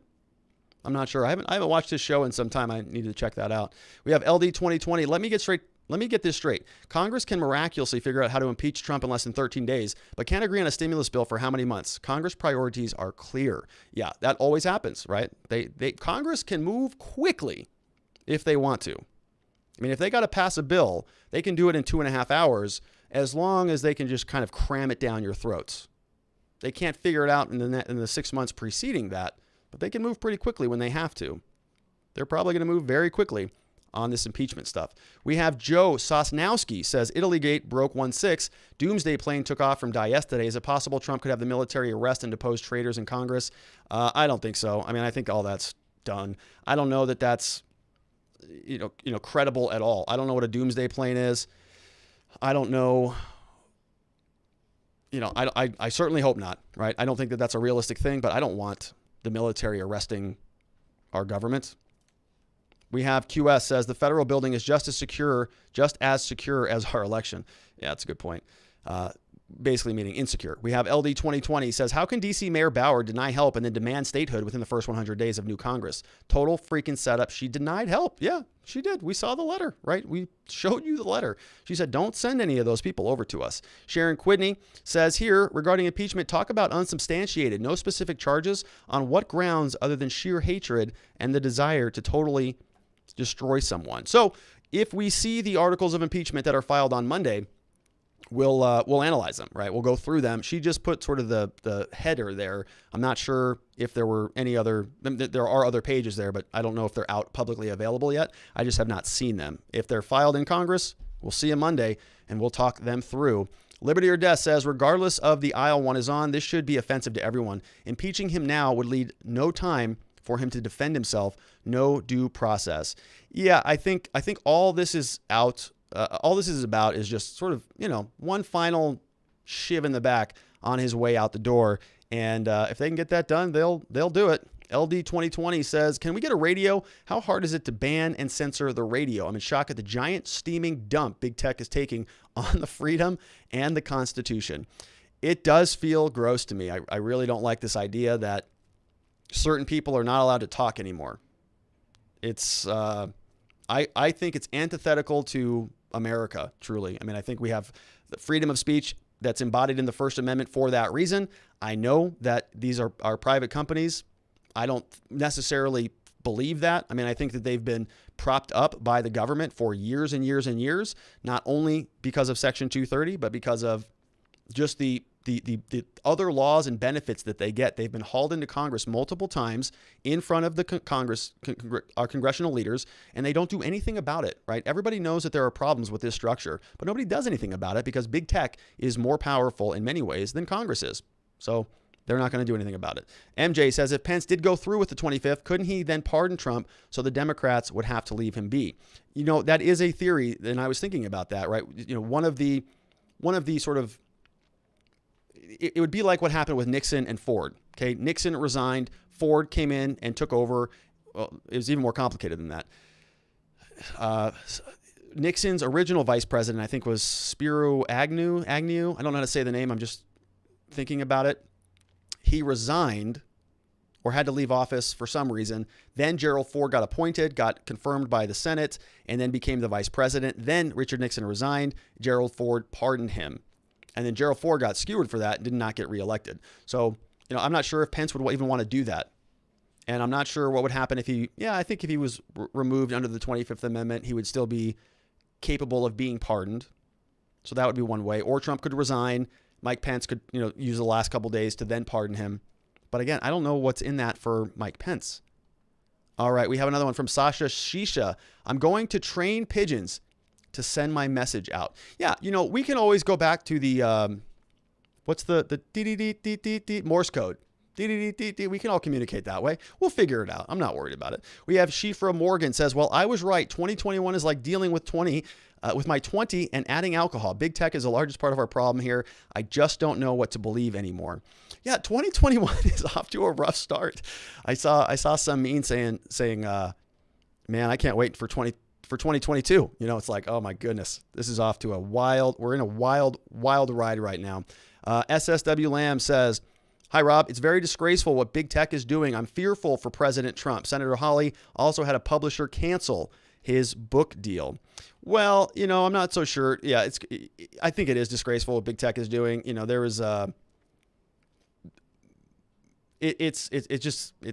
don't think it's effective. Like, if you want to live in a country where freedom of speech is sort of a civic virtue, what they're doing is not that, in my opinion. Now, they are probably saying that it is, right? There's probably a lot of people on the other side of this lens saying, wait a minute, that's dangerous speech, and those people deserve to be off there, and we can't give them a platform. We're just enabling violence and all of that stuff. I get the argument. But what happens if those people who don't have a platform anymore just go into their little echo chamber and they just talk amongst themselves? Do you think that's going to work out well for any of us? I think that largely what you saw at the Capitol buildings was a result of that. It's not good. We have... and by the way, President Trump's going to be fine. He's got billions of dollars and he's an ex-president. Senator Hawley had a publisher cancel his book deal. Yeah, that's interesting. Wasn't that a book about big tech? That's interesting. We have Aaron Seavey says, Rob, if Trump said he will resign from office on the 20th as president, would that beat the impeachment process? Well, on the 20th, he's not going to be the president anyways, right? That's the inauguration day. So it wouldn't matter. I mean, they have to get impeachment done. And so impeachment is the removal of the president. Impeachment, and then if he's convicted in the Senate, they remove him from the office. I mean, that's the penalty for being impeached. That's the goal of impeachment, is to remove somebody from office. And on the 20th, that's going to happen anyway. So I think the big rush is to get him out of office sooner than the 20th. We have Kenny 1B says, screaming in senators' faces effective against Jeff Flake during the Kavanaugh hearings, more double standard. Yeah, I don't remember that. Did Jeff Flake get screamed at?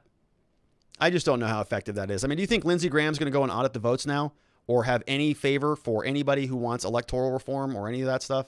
Absolutely not, right? He's going to say those people are whacked, and he's not going to do anything. Brian in Bowdoin says, is it possible that all these spineless congressmen and senators know what is happening and are flipping to keep from being canceled? Yeah, I think that's exactly true. I mean, everybody's abandoning the Trump ship, right? Everybody's fleeing, jumping overboard, saying this thing is going down. Where are the lifeboats? We're seeing everybody bail out of the White House, and it's going to continue to happen, I think, until we get to the 20th. I think they know what's going on. We have another couple from Beth Coddington. What's up, Beth? We say, hello, Robert, Elijah, and Ma. We have now who the heck is Elijah? Now the media is pushing to go after alternative media like OAN, Newsmax, Epic Times, NTD, and others. I have no words. I guess that's good because they would censor me anyways. She also says, I meant Faith in the last chat, had the name Elijah Schaffer on my brain. He's a journalist they're going after because he works for conservative media. Yeah, Elijah Schaffer, there was a mistake on this program I want to correct. Somebody asked about him and whether, he took a picture from behind Nancy Pelosi's desk. I had no idea who he was. Apparently, he had access to the building. He was supposed to be in there. He was a journalist, and I think they gave him permission to be there. And the Capitol Police were letting him sort of document what was going on. So somebody asked me, does he have any defense for being there? Yeah, he does. He had lawful authority to be there. So it wouldn't be trespassing. It wouldn't be, any of those other charges we saw, like entering a government building without authority. So I think he's in the clear. I don't know what happened to him on Twitter. I didn't realize that he got banned or they're going after him. Not sure what that's about. OAN, Newsmax, those Newsmax in particular sort of felt like they were really trying to ride a wave of discontent from Fox News. I'm not sure. I don't know much about them, honestly. Newsmax, OAN, I don't spend much time on them. I do like the Epic Times. There's a guy, Ivan Pecheklov, something like that, who we've talked about. He does very good reporting on some of the litigation. He's just really well plugged in. He had his name mentioned in one of the Supreme Court documents that was filed by, I think, Giuliani. And so that would be a bummer, if something happened to them. But look, there is going to be a shakeup and there's going to be a restructuring. Things will settle down. It's like if you have remember when you were in science class and you had the jars of the oil and the water and you'd shake it all up and then it would all sort of, metal out and then it would settle down. Water would separate from the oil. And then, that's what's going to happen. And things are really shooken up right now, but things will separate and the conservative contingent of the country, they'll find new platforms and new ways to communicate. It's just a temporary speed bump. We have Sniper Jared says, won't it be hard to prosecute trespass if you are invited inside by the police and leave when they asked you to leave? Yeah, that's a good point, right? Yes, that would be a good defense that saying, they were invited in there. But I still don't think that it would fly because in my mind, they should not have been, I would say, the counter argument, the prosecuting argument is going to be that they breached a security barrier regardless, right? That the breach already happened when they got to the door. The breach happened when they broke through the police line. So there were a couple layers of security. There were fences that we saw, then there was a wall of police. Then when they got to the door, it looks like there was a stand down order. So if people sort of, the trespass necessarily wouldn't have been committed at the entry, at the door. It was committed by going onto the premises, the grounds of the Capitol building in general. That's where the ultimate trespass happened.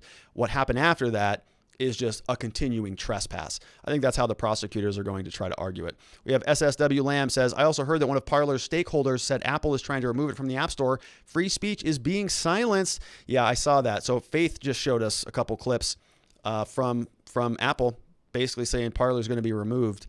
So get it while it's hot. We have Me Thompson says, is Italy did it video on YouTube valid? I doubt it. I don't think so. I don't know that I've seen that specific one. I did see the affidavit and I saw some lady talking to some other lady who I have no idea what they're talking about, but it was, again, a bunch of very broad generalizations. It reminds me sort of Sidney Powell's claims that Venezuela did something. And now it's Venezuela, now it's Italy. All right, got it. Can somebody show us some evidence about what actually happened? And the claims there are also pretty broad. They're saying that somebody had access to software. They uploaded some software. Well, how did that go to all 6 different states around the country and then log in to the Dominion software and switch votes around and all that stuff? It just seems too I'm incredulous about it. It's too out there, I think, for it doesn't pass the sniff test, in other words. So I take all those claims with a grain of salt. I don't think that they're true. And listen, even if you do think that they're true and there's more evidence, what are you going to do about it? It's all done and over with. On January 6th, Joe Biden, or I think it was the 7th, by the time they finished counting, it was the 7th early morning, they counted the votes, read it into the record of Congress. Joe Biden is the next guy. Trump came out and conceded it anyways. So at this point in time, even if there was 100% damning evidence that Italy did it or whatever, the only legal mechanism that can be used is Biden resigns. What good is that going to do? Now we got Kamala Harris, and if she resigns, whoever the next vice president in line that is appointed would be in office. So they remain in control of the White House.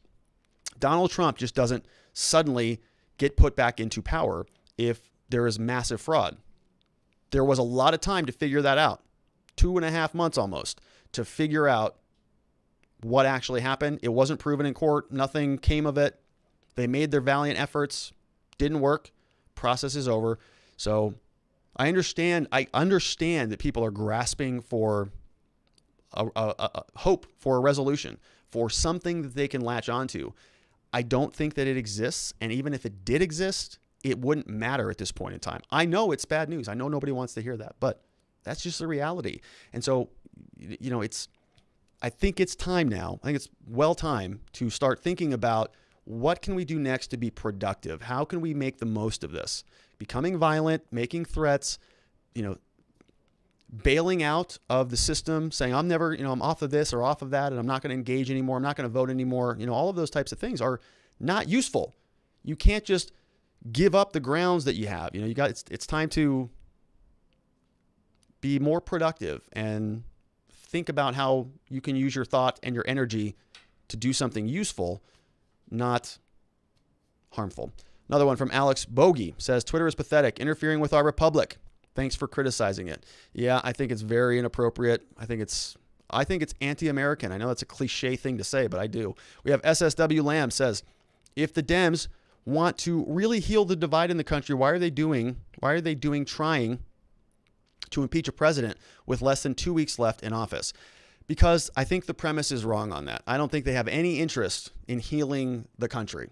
It's all talk. Joe Biden came out yesterday. Kamala Harris came out yesterday, and they both spoke. Were those unifying statements, or were they just really seizing the momentum of the public anger that happened as a result of the Capitol Hill riots and using that to their advantage, to their political advantage? And in order to do that, they have to castigate one group of people.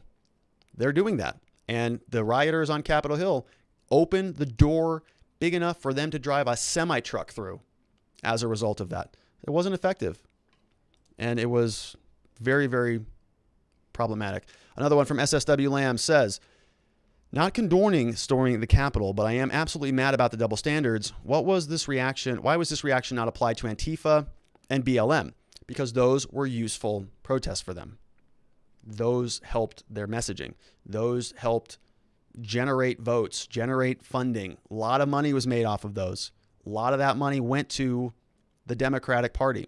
I think we covered some of those connections back when those protests were happening. It was about creating energy, rallying support, carrying on with this narrative that Donald Trump's this big racist. It all supported their ends. So remember this. We talked about this yesterday. You have a toolbox in life. The Republicans have a toolbox. The Democrats have a toolbox. In the Democrats' toolbox is the media. So they get to decide what the narrative is. Republicans don't have that. When Republicans try to use the same tactics, but they don't have the tools in the toolbox to cover those tactics for them, and the media does, they do get to craft the narrative. It's not going to win every time. The Republicans are going to lose every time. So if you want to say that we're going to use the same tactics, you can try. Doesn't work. Look what happened on Capitol Hill. Wasn't good. We have another one from Pesci. What the heck was that? Another one from Pesci says, Pesci 35, if Trump is impeached for a coup, what about the Democrats? Could they be tried for a coup for the voter irregularities fraud that has happened? So no, they couldn't be tried for a coup because they, according to them, they lawfully won the election, right? And so you can't charge somebody with a crime for following the rules, which is the same point I said about Ted Cruz and Josh Hawley. People were saying, well, they're executing a coup, or they're traitors, or they're seditious. And I said, how can they be a traitor if they're following the U.S. code? That doesn't make any sense. If the Democrats are following the Constitution and the code, and it looks legitimate according to them and according to the Republicans and according to the Supreme Court and according to the Congress, can't do anything about that. Another one from Me Thompson says, would you have walked on no force if you were a journalist? I would not have gone that. No, so I am not a protest advocate. Okay, I don't think that it's particularly useful. I think that there are better ways of voicing your displeasure. I don't know how standing on a street corner, yelling and holding a sign does much of anything. I mean, I don't know, outside of Martin Luther King, what that has done usefully much anywhere. But I'm not a protester, so I don't know. Maybe there are other examples of where that, there was a big group of people marching and suddenly their policy was implemented. I'm open to seeing if it does work, but it just doesn't seem effective to me. It seems sort of like a good way to get into an argument, a yelling match, and to get yourself shot, actually. Another one from Me Thompson says, won't they have to give discovery to Sidney? So I would think so. Yeah. I mean, we'll see what the judge has to say about this, but one of Sidney Powell's responding arguments, I'm going to guess, is that there is truth in the allegations that she made. So the defense to a defamation claim, somebody says, you did X, Y, and Z. They sue you. And they say, I did not do X, Y, and Z. You're a liar, and that's malicious lie. And you say, okay, well, I've got some evidence that you did do X, Y, Z, and there's truth in my statement. So you can say, well, I am being truthful, so it's not malicious. And if there are sort of, if there's additional information that she can get, convince a judge that she needs access to, and the judge grants that discovery, then she'll get that and she'll say, well, yeah, so it is true, in fact. And then the ultimate underlying defense is truth. I don't know that a judge is going to grant her much of that. I don't know that Dominion has anything about Venezuela and Hugo Chavez. If they don't have anything and she's making claims like that and asking and demanding discovery on those issues, and they don't have anything, there may not be discovery. We have PB's left's favorite scapegoat. Drinking club or LARP, as police when Antifa attack, watch live streams of PBs at events, not white supremacists. That one's from Kenny1B. PB's left's favorite scapegoat. All right, Kenny1B, I appreciate that. We have another one from SSW Lamb. Says the president needs to pardon himself and his family. The Dems are going after anyone that disagrees with their ideology. Orwellian state is coming. So, yeah, I mean, if I were Donald Trump, I'd pardon everybody around me. I don't know that that's a good idea for the country or that is a good thing to do. But if you're the president at this point in time and you're getting sort of assaulted from every angle, why wouldn't you pardon yourself? Pardon. I pardoned 3 times. I write 3 pardons for myself. Here you go. And then just get out of there. Gold Chump says, nothing makes sense. We have the capacity through the military to absolutely know if elections were a fraud or not, especially if they were looking for it. So a hammer will drop soon, or we are too far gone and it's game over. So there it is. So there's the message, Gold Chump. Nothing makes sense. We have the capacity through the military to absolutely know if elections were a fraud or not, if they were looking for it. So I'm not sure that a hammer is going to drop. I mean, there's nothing to drop. Joe Biden's the next president. We got to just get on with that. And like I said many times on this channel, I don't want the military to come in and displace our civil law. I don't want that to happen. I don't like overly powerful government.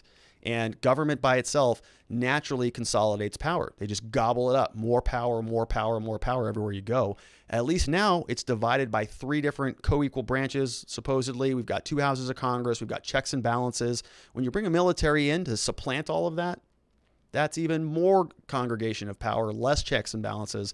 And I don't want that in our system. Wolfgang Deo says, time to start short selling any stocks in Twitter, Facebook, Microsoft, Google, and Amazon. Anyone with Windows knows the frustration. I am not a stock person, and those stocks, as far as I know, have been going very, very well this year. But how can I argue with Wolfgang? We have another one from Liberty or Death. Says, these big tech firms and these Marxists on the left need to protect us because they have decided that they can run your life better than you can. Yeah, there's been a lot of that this year. You are just a simple person, okay? You don't know what's good for you, but we do. Fortunately, we're in charge and we can fix all of these problems. We just need you to sit there, stop talking so much, stay inside, put this stupid mask on, okay? I know you don't like it, but you're an idiot, so just put it on. This will all be over in 15 days. This will all be over in 90 days. This will all be over in 6 months. Oh, wait a minute. Got to keep going with this stuff. Trump's a racist. You're an idiot. Stay home. Shut your mouth. Next case. SSW Lamb says, but Parler is not a publisher, so it is not protected by Article 230, by Section 230. I don't use Twitter other than for work and stopped using Facebook. Yeah. I mean, Parler should be held to the same standards as the other apps, right? Because they're all technology companies and they're all protected under that Decency and Communications Act. But if they can't get on the App Store because Apple controls the App Store, Google controls the App Store, they're at a significant disadvantage. We have a question from Ma who says, question for Rob. What's up, Ma? He says, isn't allowing illegal content on a platform actually opening you for legal liability? I worked in a place that we couldn't allow that kind of content to be posted by users. So, yes, it's a complicated question, Ma, but yes, I think so, right? I mean, if you allowed, child pornography on your platform, yeah, you're going to be you're going to be subject to that, right? You got to have some sort of moderations. When I say like I'm a free speech absolutist, that's not what I'm talking about. There are certain types of content that is absolutely reprehensible and shouldn't be on any platform anywhere, right? And if you just say, well, I am so open that I'm going to allow anything on our platform, I think that would expose you to liability for that type of content. There is content that is severely criminalized. Child pornography in Arizona, it's 10 years an image. Boom, boom, boom. You got 3 images, 30 years, bye. Right? And it's tough, and it should be tough, right? We don't want that stuff happening to our kids. So, if you were to have an app like Parler that allowed that, yeah, I mean, you'd have to do something to preclude that from being used that way. And I would guess, I don't know, but I would guess that Parler does something for that type of content. But I think that's different than political content. People who are saying, we need to organize, we need to rally, we need to protest, all that type of stuff I think should be okay and allowed. If you're going to be making threats about, active, legitimate threats about killing people and those types of things, that's where I also think you got to draw the line. If they're real credible threats, you don't want that stuff on your platform. I don't know if Parler's doing that. I just don't know. I'm not on the platform. But yes, I think your point is right. Illegal content can open you up to liability. And so I'm not saying it should be a free-for-all by any stretch of the imagination, but I'm not sure that Parler is that either. But again, I'm speaking sort of without doing much research. Parler is just now going to become a thing since everybody just got banned from Twitter today. Thanks, Ma. We have Pinky2 says, I have Parler. All the Trump support groups I'm on there is, quote, no content showing when I try to go to posts. So Parler also sounds like they're clearing house.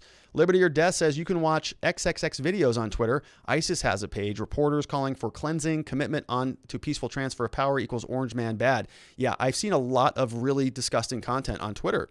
And I've seen people post stuff like that. I think there were, beheadings on Twitter. There's jihadis on Twitter, using it to sort of spread propaganda. They'll blow up a building and put it on there and for all their followers and stuff. And Twitter just, to my understanding, lets a lot of that fly.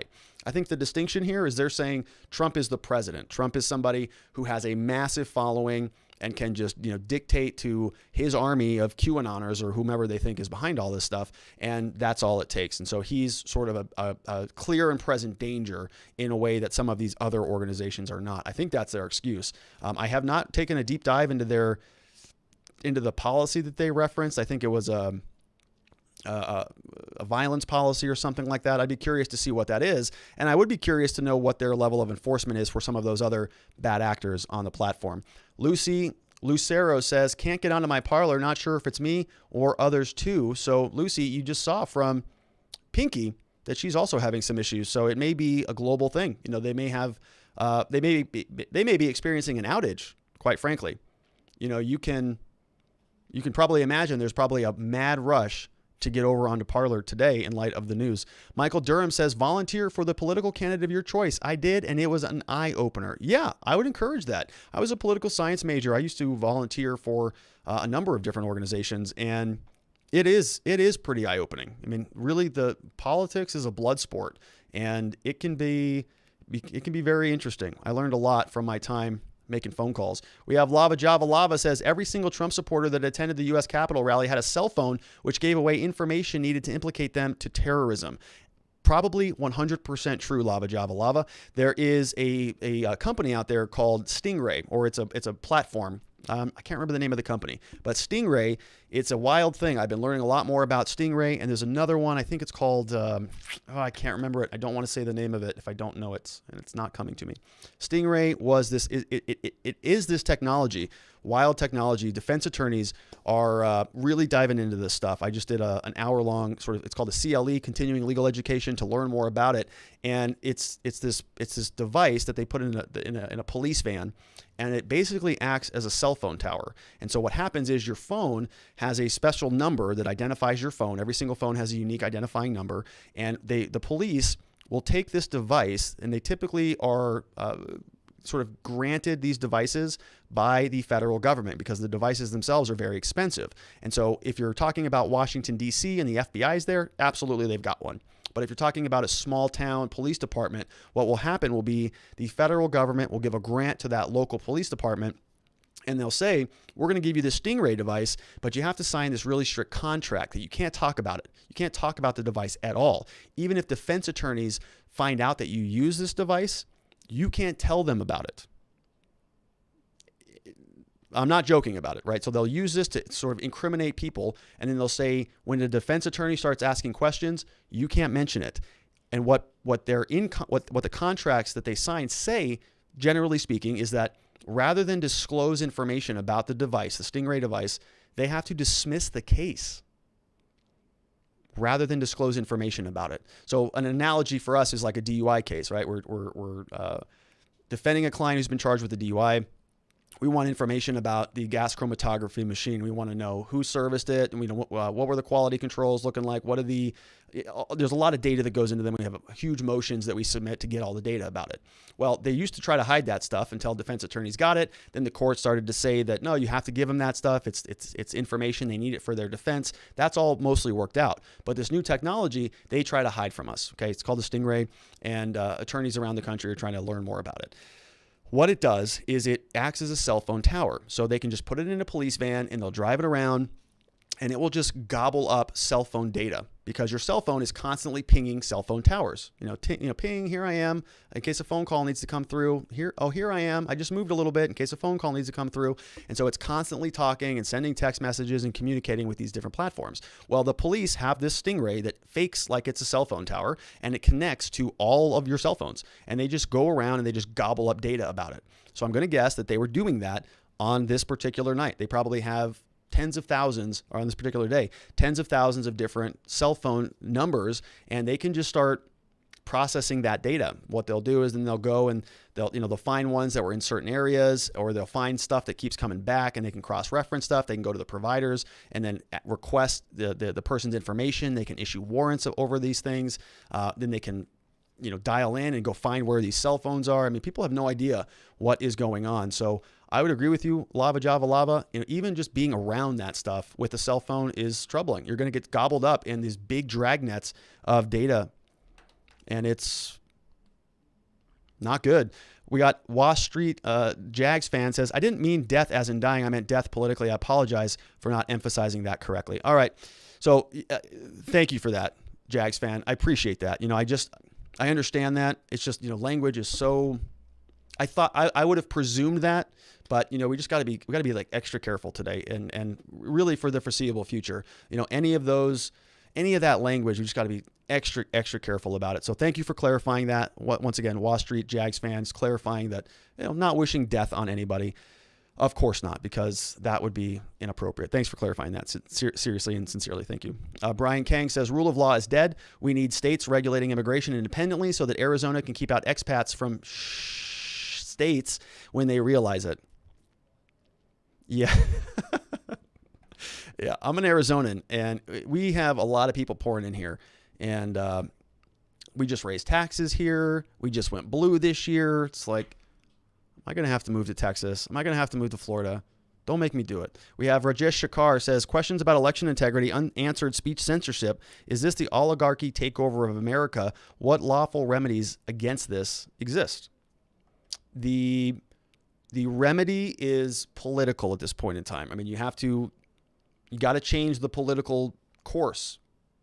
It's the only thing that's going to change it. You got to, find a different platform, communicate differently, write more, read more, get more involved politically. But at this point in time, it's kind of a done deal, at least for now. Eagle Eye Garden said, hi, Rob and Faith. So agree about the violence because Biden said today that he will prioritize policy for domestic terrorism and domestic terrorists. Welcome to Worse Than Nazi Germany. Great show. Thank you. Thanks, Eagle Eye Gardens. Yeah, they're going to use this, in my mind, to just crack down across the board on anybody who is sympathetic to it. So I'd be very careful about it. I was in I told you that I am a part of this networking group that's sort of, it's sort of higher level people in there. I'm like bottom of the totem pole in this group. It's very impressive.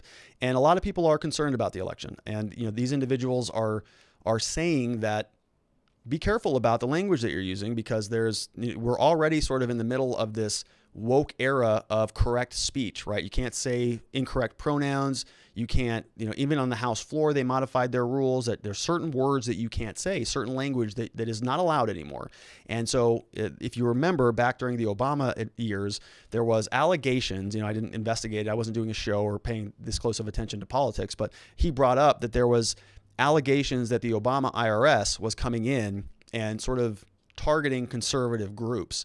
And, this gentleman who's a financial advisor and has a lot of people who look to him for financial advice, his whole company, massive company, is built on financial services. So that many of his clients are really concerned about that. And his advice to this group that hit me hard was, if you're on the internet and you're talking about things, be very careful. Be looking out for audits from the IRS, be looking at a little extra scrutiny with this new upcoming administration. And now we don't do any, we're by the books across the board here. We're criminal defense lawyers. And so we know we're under scrutiny everywhere we go because we're always going against the cops, always going against prosecutors. And so our noses are very clean, right? Yeah. But it is, certainly a concern, and it's not outside the realm of possibility because according to this fella, there's precedent for it. We have SSSPP says ignored election laws in Wisconsin and Pennsylvania cause problems.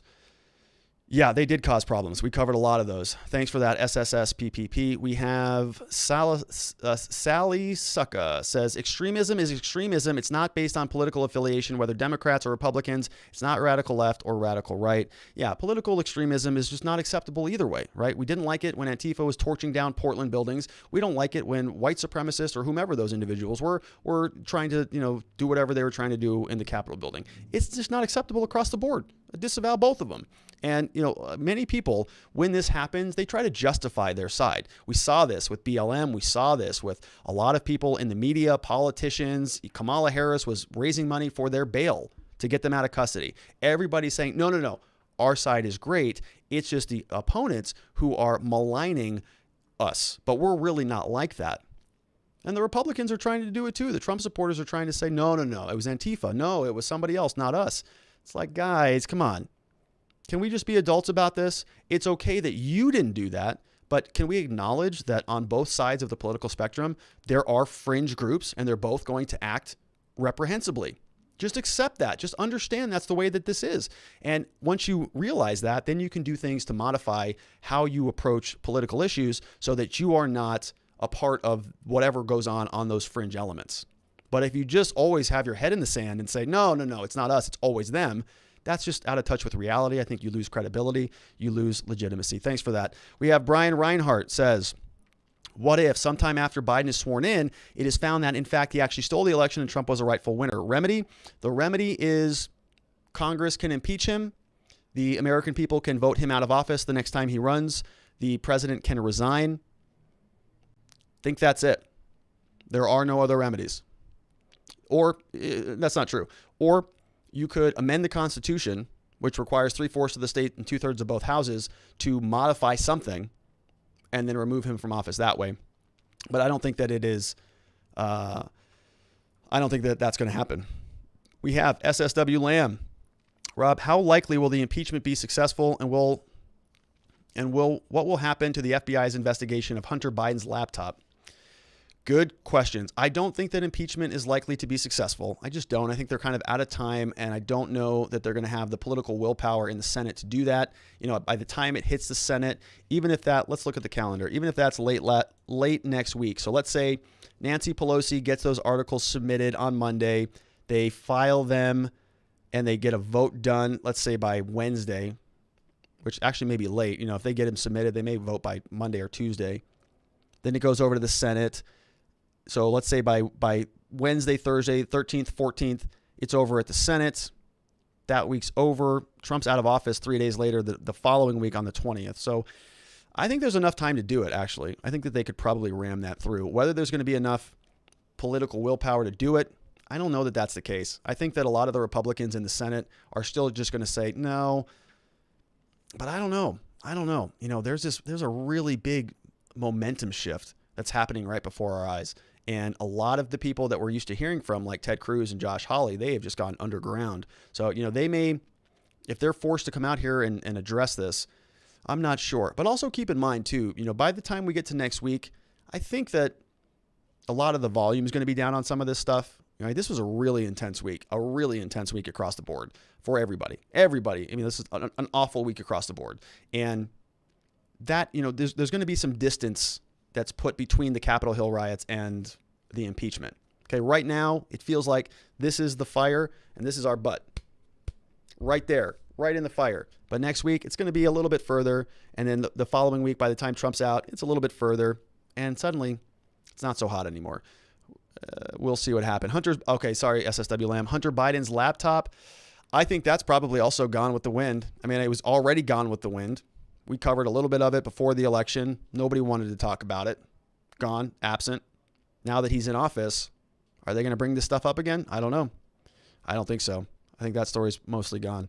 We have another one from Rajesh Shakar says, will leaders around the world see this as a wake-up call? A possibility to take over by the oligarchs should be a national security issue for all countries.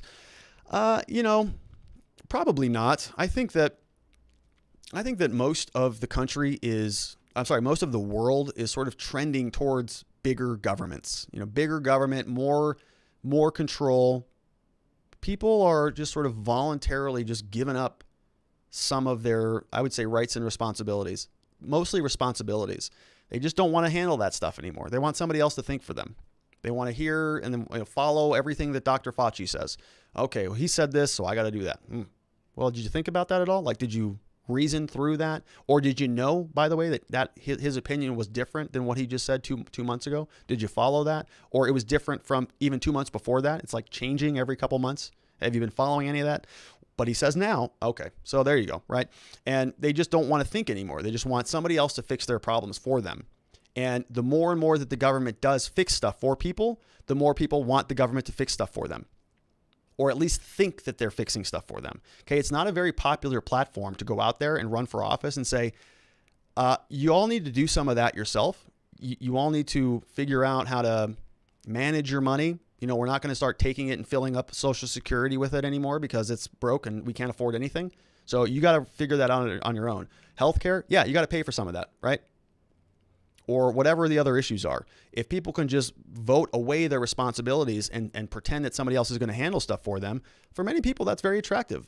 It's just one less problem for them to think about. And so every time a politician comes on this national stage and says, I'm going to give you this, this, and this, and I'm going to give you this money and this money and this money, and we're going to all of these things, people just are going to continue to vote themselves a raise, essentially. They're going to vote themselves more benefits, more goods, all of these things, even though it's usually, it's not effective, right? It's the government's terrible at managing these things, as we see every day. But people don't know any better. At least they don't have to think. Thanks, Rajesh Shakar. Brian SB says, Pelosi's just mad that old dude sat at her desk. Pelosi is just mad, I think. I think they're all just cranky. Mommy McMomface says, what are your thoughts about the precedent set regarding big tech censorship of wrongthink when combined with an ever-increasing sensationalized media? So I think they go hand in hand, right? You want to sort of isolate people from thinking outside of the lane. And you would use big tech and the media to do that, right? The media tells you a story. You go on social media, you can find a differing viewpoint on there. Whoa, that's dangerous. Got to get those people off there. So now you can just go from the big media to the big tech media, and you can just stay in their nice little bubble. You don't have to think. You don't have to find opposing opinions. You don't have to be uncomfortable. You don't have to be scared. You don't have to, be worried about what's happening in the country because it's all okay. We got it all covered. I think it's a problem. And it's a bummer. And I think that, I think this is sort of the tipping point. I think it's just going to continue and continue and continue, and wrong think or think thoughts that are outside of sort of the accepted, delineated narratives are just going to be frowned upon, and they're going to try to remove them. I mean, literally erase people from the conversation like they just did today. A number of people are just not even allowed to have the conversation anymore. Any news on the DNI report? I have not seen any. That comes from Mike Murphy. any news on that is the Director of National Intelligence report. Donald Trump in 2018 passed an executive order that mandated after an election the national security apparatus of the entire country needed to prepare a report after they looked into allegations of election irregularities. That was due on December 18th. Then it was postponed for some reason. I've not seen any information about it at all. So not expecting it to come anytime soon. AZ says, Trump just tweeted from his other account in Twitter named President Trump. Check it out, please. So I'd be skeptical about that. I'd probably think that was a fake account, maybe. I would guess it's a fake account. There's a lot of fakers out there, especially in light of what happened today. I'm going to guess there's a lot of fakers. We have Lava Java Lava says, so let me get this straight. We won't be building a wall with Mexican money. Doesn't look like that. Isn't that a bummer? No wall.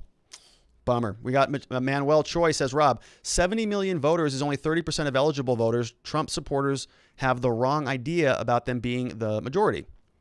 So, yeah, but didn't he get 74 million voters and Biden got like 80 of them? Right? So I don't know where the 30% number comes from. So if you're saying eligible voters, then that would be every single registered voter. But how many of those registered voters actually voted? If I wasn't mistaken, I thought Trump got 74 million votes and Biden got like 80-something million votes. So Trump's close to about half of them. I would agree with you, though. They're not in the majority, right? They lost the election. And Joe Biden won by a sizable margin. All right, Miss Faith is sending over an image. What is this? Statement from President Trump in response to what happened tonight. It says, as I have been saying for a long time, Twitter has gone further and further in banning free speech, and tonight Twitter employees have coordinated with the Democrats and the radical left in removing my account from their platform to silence me and you, the 75 million great patriots who voted for me. Okay, so there's that number. Twitter may be a private company, but without government's gift of Section 230, they would not exist for long, which is right? They are protected by the government. This is the commingling of big tech, big monopolies, and the government. I predicted this would happen. We have been negotiating with various other sites, and we'll have a big announcement soon. We also look at the possibilities of building out our own platform in the near future. We will not be silenced. Twitter is not about free speech. They are about promoting the radical left platform where some of the most vicious people in the world are allowed to speak freely. Stay tuned. Well, there you go. Right? So, it's just a temporary hang up, right? He doesn't get to post on Twitter for a certain period of time, but he'll land somewhere else and everybody will follow over there. So I'm not too worried about that. Okay, let's go back to Manuel, who says, yes, I agree. They are not the majority. Not even close. All right. Well, they are kind of close. I just pressed the button too many times. All right. Okay. All right. Here we are. Sorry about that. LD 2020 says, do we already mention that Banner's War Room has been completely removed on YouTube? It's a publisher now, hands down. Strike system is proof. Steve Bannon is purged from YouTube now. Wow, that's a bummer. I never watched the show. I don't even know anything almost about that, but it's just a bummer that people are just being blasted off of the platforms.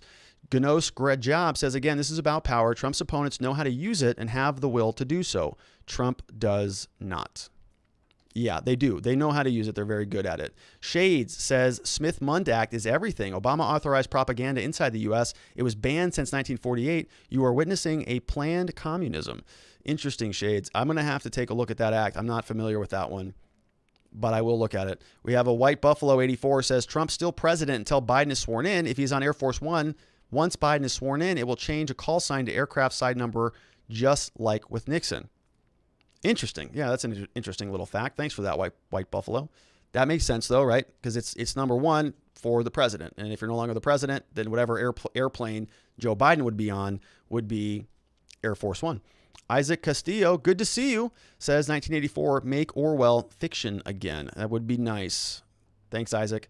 We have another one from Michael Durham, says any software can be manipulated if you have the right IT tools and know what you are doing, says my IT security professor, a retired Army colonel. Yeah, I agree with that. I would think so. It's just technology. And I've talked about really incredible hackers on this program, a guy named GeoHot, who broke into the iPhone, broke into the PS3, I think it was, cracked the Blu-ray code, all sorts of stuff. And he's just like a young kid who was just screwing around and breaking these companies' security algorithms that were put in place by multi-billion-dollar international conglomerates. GeoHot just goes like, oh, I'm gonna root the iPhone today. Roots it, publishes it online. Apple has nothing to do about it, So I believe that there is a lot of opportunity to do that type of stuff. However, just because there is an opportunity doesn't mean that it happened, and they got to prove that. And so a lot of the evidence that the claims that we've heard about electoral fraud have been sort of based around the idea that it could happen. Well, it is possible that X, Y, and Z could have happened. That's not enough, right? What did happen? Where is the evidence? What do you have showing that this person did this on this date and time in this location, and the result was blah? We just haven't seen that. A lot of possibilities. I agree. There's possibilities for everything. But we need some more substantive material. Another one from SSW Lamb. Rob, did you hear the news of a white student suing her school for encouraging the concept that Caucasians are racist by virtue of being Caucasian? I saw that headline, and it was, I think it was, I can't remember the name. It's been a long week.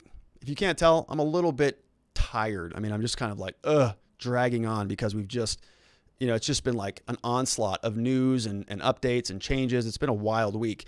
So I'm having trouble remembering the name, but I did see it. I don't know what the lawsuit says. Maybe we'll cover that next week once we get off some of this election stuff. Rajesh Shakar says, if you can silence a king, you are the king. It's a good point. So you believe Biden got 80 million votes? Well, I can't say he didn't. We have another one from Lava Java Lava. Says, remember how basketball stars protest? Taking a knee, simple and nonviolent. Right? Yeah, that's true. Right? It was pretty effective. They got a lot of people talking about him, although nobody watches the NBA anymore, apparently. Trey Contreras says, so Biden and Harris shouldn't have condemned what happened. They should have stayed silent for unity. Well, no, Trey Contreras. What I would have preferred they would have done is been intellectually honest about what actually happened. What Kamala Harris came out and said was that there are these two tiers of justice, and everything that she saw, it would have been different because they're white if they were black, and they were really stoking a lot of racial stuff. And I don't think that's the case at all. I think they're being intellectually dishonest. And I covered that yesterday on the show, where Kamala Harris was condemning what happened on Capitol Hill, just like I was condemning also.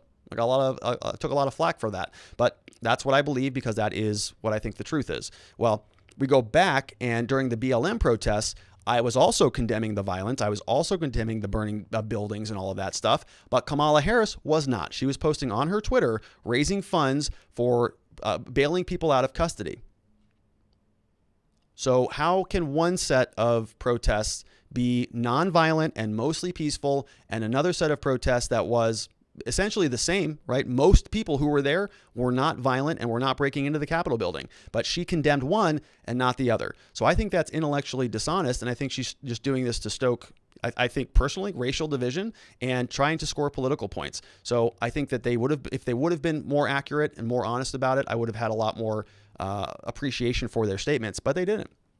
Why would they? They're going to use this for every ounce that they can. LD 2020 says Leonardo is Italian. He's a government completer in the defense aerospace sector. Supposedly Leon is a government company, 30%, Ministry of Economy, Mr. Roberto. Okay, so Leonardo, I thought you were talking about Leonardo da Vinci, but you must be talking about that Italian stuff. We have Michael Durham says Trump should do the pardons, might keep the Dems from wasting time after going them because time going after them. But of course, the law has not stopped the Dems before. Yeah, I think Trump will do pardons. I mean, he's going to pardon probably a lot of people.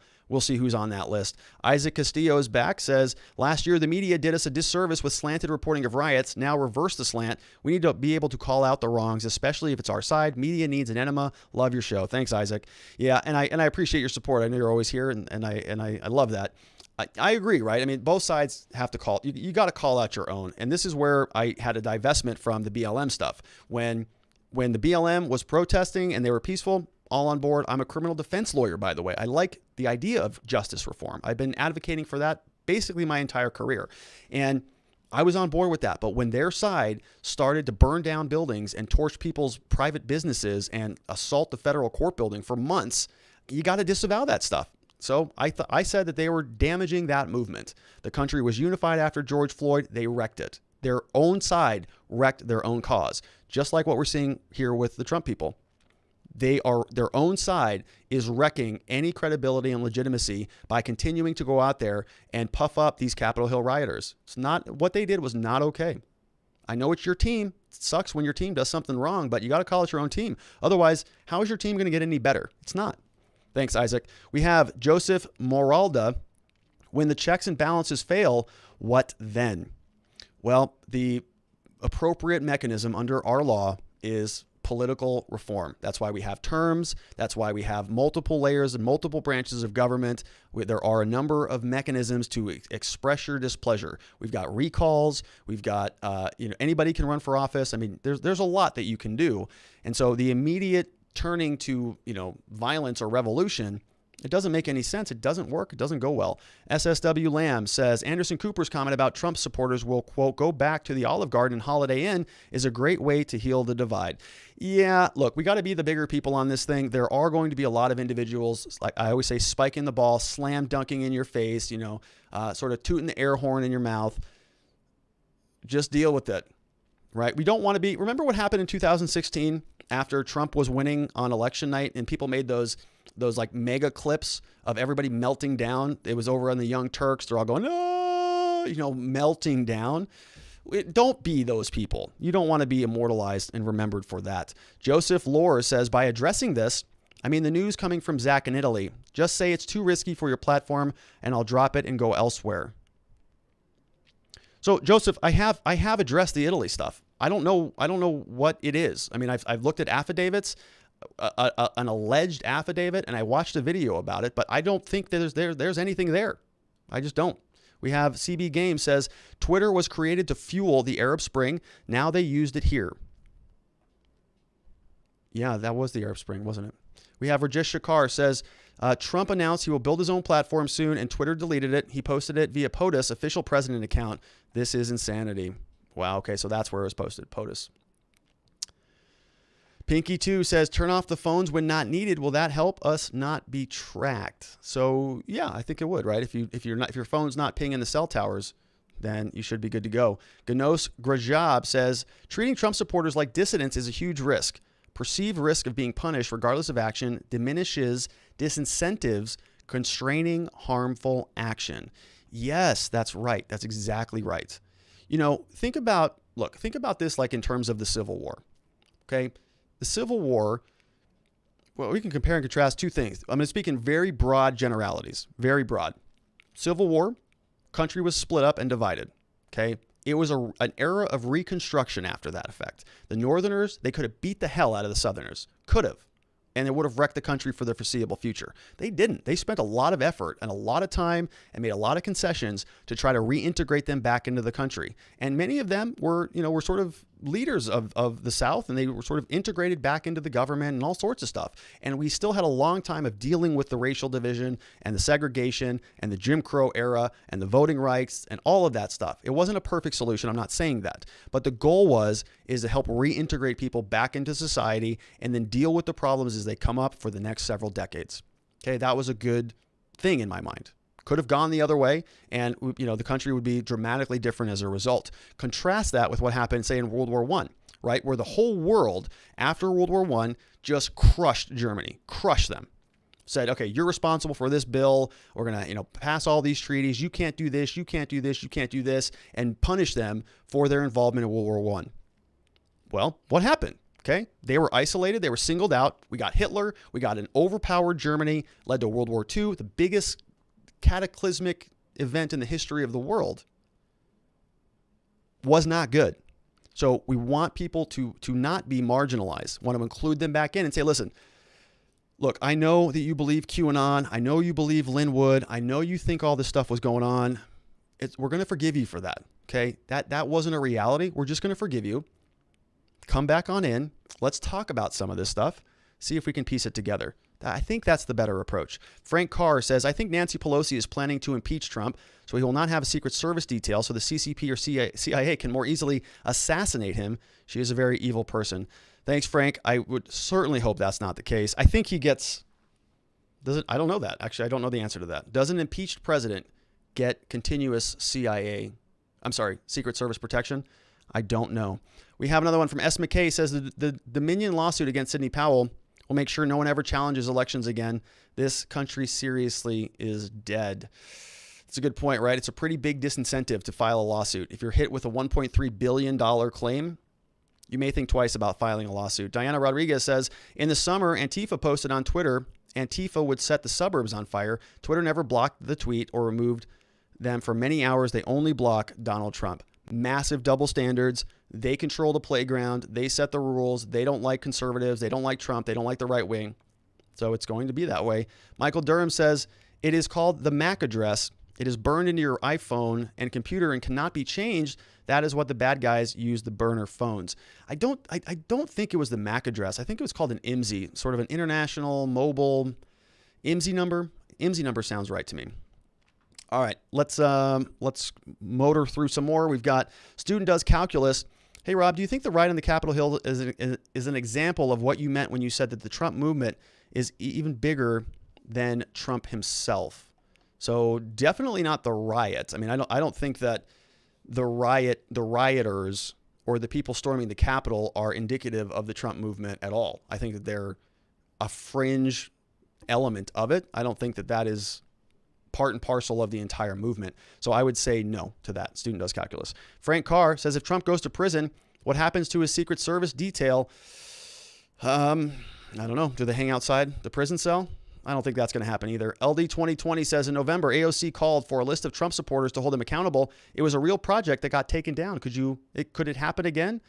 Cause for worry? She did do that, right? Remember, we covered that on the show. There was a list of Trump supporters. They were making political enemies lists. And that stuff was allowed until the author of the project voluntarily removed it. But Twitter didn't remove it. SSW Lamb says, thanks, Rob, for your insightful and unbiased coverage. Please don't get banned from YouTube. I really, really hope that we do not. I mean, we cannot. That would be catastrophic for our business. So I do have to be a little bit careful, obviously, about the things we talk about. But, I am trying to be as forthcoming and as useful as I can be. Thanks, SSW Lamb. AOC tweet says, is anyone archiving these Trump sycophants for when they try to downplay or deny their complicity in the future? I foresee decent probability of many deleted tweets, writings, photos in the future. She did write that, right? And we covered that on the show. We talked about that, LD 2020. And I thought that was disturbing then. I would think it was disturbing if Trump people were doing that for liberals. I don't know what the point of that is other than, it looks like a hit list to me. Remember in Billy Madison, that movie? Was it Billy Madison where he's just going down his hit list? That's what it feels like. Another one from Grandpa's Place. I'll tell you what I told my kids. If you want free healthcare, free school, free room and board, go commit a major crime. All of that is in prison.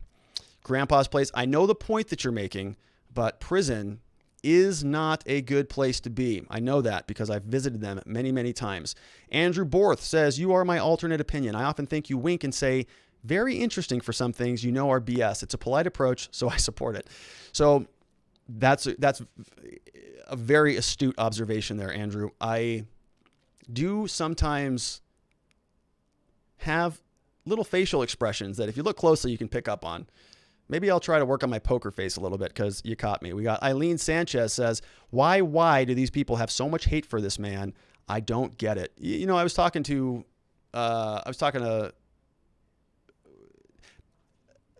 I don't understand it either. I think that largely there is this fictional image that people have of leaders and people that's just not connected to reality.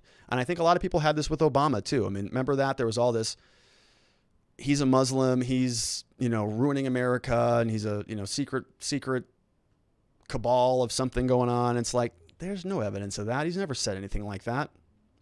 Can we just judge people on what's in front of us? And for some reason, people think that, Trump has done a lot of things that I've never seen any evidence for. JBB777 says rioters inside the Capitol seized hard drives playing Hunter Laptop Hero. Could that explain the hurry to impeach? I think the hurry to impeach, well, it could. I mean, I guess it could. If the Hunter Biden stuff comes out regardless, well, I don't know what Trump's impeachment has anything to do with the Hunter Biden laptop. That stuff, if that's in somebody's hands who's outside of the Capitol building already, I don't know how Trump's impeachment impacts that at all. I think it's probably to do with the pardons and probably to do with, something like a declassification of something that they don't want out. Frank Carr says there was no evidence except a dossier Clinton paid for regarding the Russian collusion, yet we investigated it. Why do you need proof to investigate?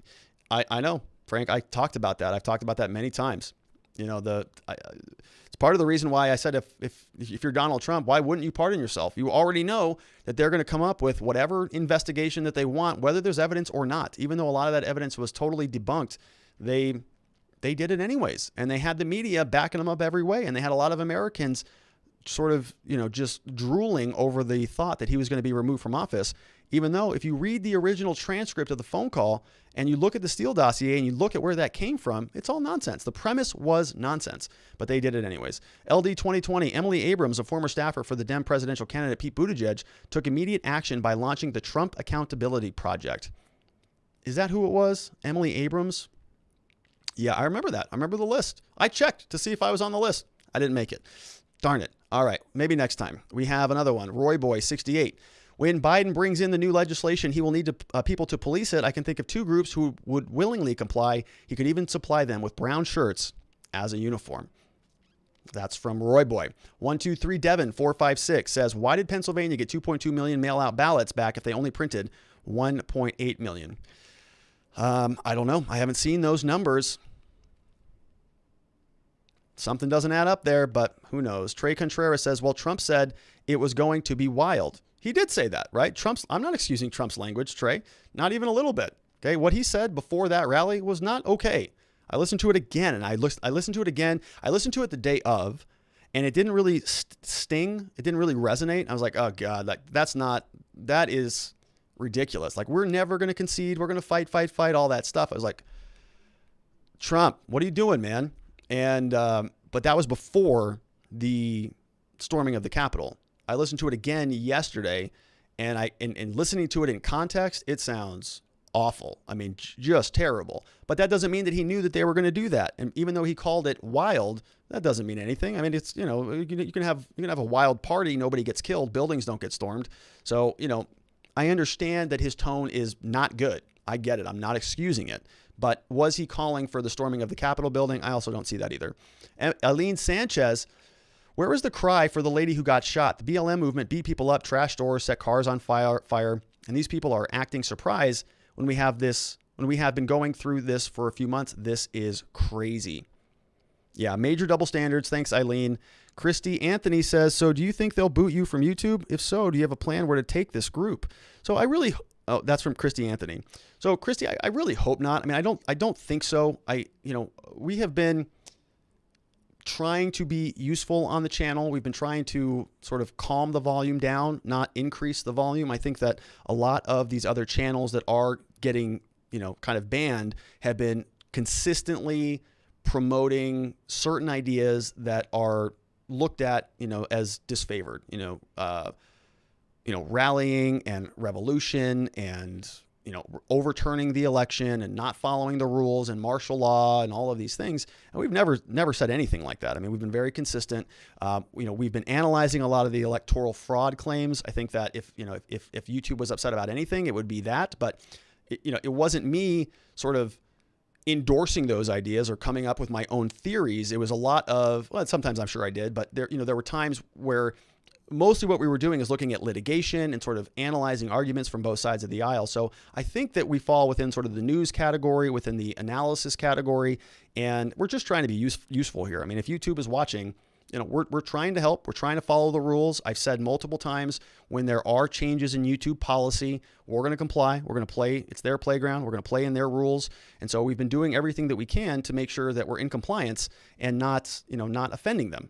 And, a lot of people have criticized us for that. You should stand up against YouTube and you should go and say the truth and talk about Italy. We just had a super chatter say, it's just too tough for your channel.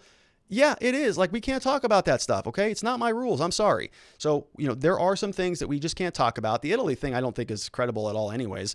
But, the point is, we're trying to comply. We're trying to be useful within the boundaries that have been set. And I think that is the right approach for this new media, for this new thing, right? We got to play within the rules.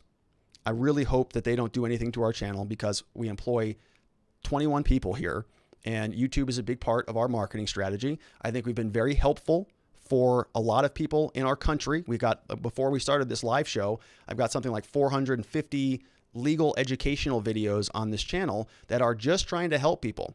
And we're going to do more of that in the foreseeable future. So we're trying to be useful. We're trying to be helpful. I really hope that they don't punish us for that, because I think this is what makes YouTube so great, right? It's useful, helpful content. And that's all we're trying to do. Frank Carr says, DNC are the New England Patriots. They can cheat with no consequences. BLM, Antifa, and riots. All right, I'm going to pick up the pace. Well, we got a few more. We've got Cablebox says, don't forget the anti-Kavanaugh protesters banged on doors of the Supreme Court and occupied the Capitol building in 2018. Yeah, I think we showed an image of that as well, Cablebox, yesterday. And yeah, I mean, there are double standards across the board. We're all going to, there's going to be a lot of double standards. It's just how the world works. And we can point them out, but don't expect it to change. Stephen Lamb says, aren't checks and balances only effective under the assumption that our elections are legit? I mean, arguably yes, arguably no. I think my point on this, on the election stuff, is you got to start locally, right? What we're talking about is a national election that is very modularized. So you have 50 states voting with thousands and thousands of counties and so on, that ultimately boil up to the guy on top or the gal on top, which we'll probably see very soon.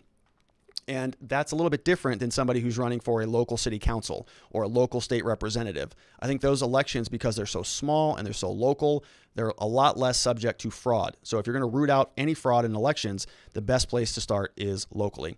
Kenneth Slayer says, cell phones can be tracked when turned off. They can be remotely turned on as well. I've heard that, but I've never confirmed that. We have a technology expert witness that we use. I should ask him that question.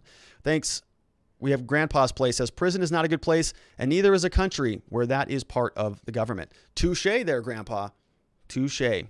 Appreciate that. Teresa Child says, rough week. You've had to respond to some tough questions. As always, your authenticity came through loud and clear. Thanks for that. Thanks, Teresa. I appreciate that. It's a tough time to be an American in general. I mean, for everybody, right? Everybody's sort of in this bizarro world where they're trying to figure out how to process what's going on and then find their place in context. What just happened? Nobody was expecting that to happen. Nobody in this country on either side. And I don't think anybody wanted that to happen. 98% of people are probably out there going, this was pretty awful, right? It's probably 1%, 2% who are gleeful. Probably 1% on the left who are gleeful as hell this is happening, and 1% on the right who are also gleeful. But that's not the majority of us. And, it's okay. I'm used to facing tough questions, and I'm going to try to field them as they come. I know my answers are not always going to be on point. I know I am going to be a little bit tired at times, and I'm going to be just sort of, struggling through this with the rest of you. I mean, candidly, right? Like what happened with Twitter today, I saw it 10 minutes before the show started. It's like, I got to process that real quickly. And I'm also thinking, what? How is this going to work? What's next? And so you can probably sense this week, I've just been sort of a little bit more struggling through this stuff than usual. And so I appreciate that compliment. It's been an interesting learning experience for myself personally. I'm an attorney. I haven't been doing this YouTube stuff for a long time. So I'm still getting my feet wet. I say this all the time. I still have the training wheels on the YouTube machine. And so, I'm doing my best. Thanks though, Teresa. Stephen Lamb says, enjoy your style of communication and fostering good convo despite differing opinions. Definitely keep it up. Thanks, Stephen. Much appreciated. JBB77 says, rioters in the Capitol took hard drives. They wanted to repeat the Hunter Biden stuff, play hero, major risk for Dems and national security. Yeah, I agree with that. It is a risk for national security. And this is why it's so troubling that they got access in, they got access out, and Congress people just came right back into the building. Something really bad could have happened, I would have guessed, but it didn't, thank God. Another one from Frank Carr. The Secret Service protect Trump and Pence, yet despite hearing the speech, the Secret Service, Capitol Police, and D.C. Police did nothing. If it was not obvious to security experts, how could Trump have had the mens rea? Ooh. It's a legal term of art. Mens rea means sort of a mental state. So anytime you have a criminal charge, typically you need two things. You need a mental state, a culpable mental state. So what is the mens rea is the Latin phrase for that. Do you have a guilty mind is what that means. And the other component is an actus reus. So you need an action. You need a guilty mind and you need an action. So you intended to do something wrong and then you did it.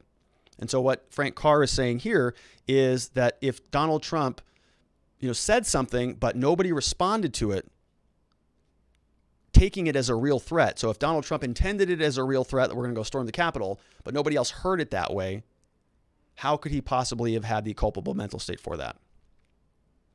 It's a good question. I think it's a good point. I don't think he did. That's the point. I don't think that he intended for this to happen.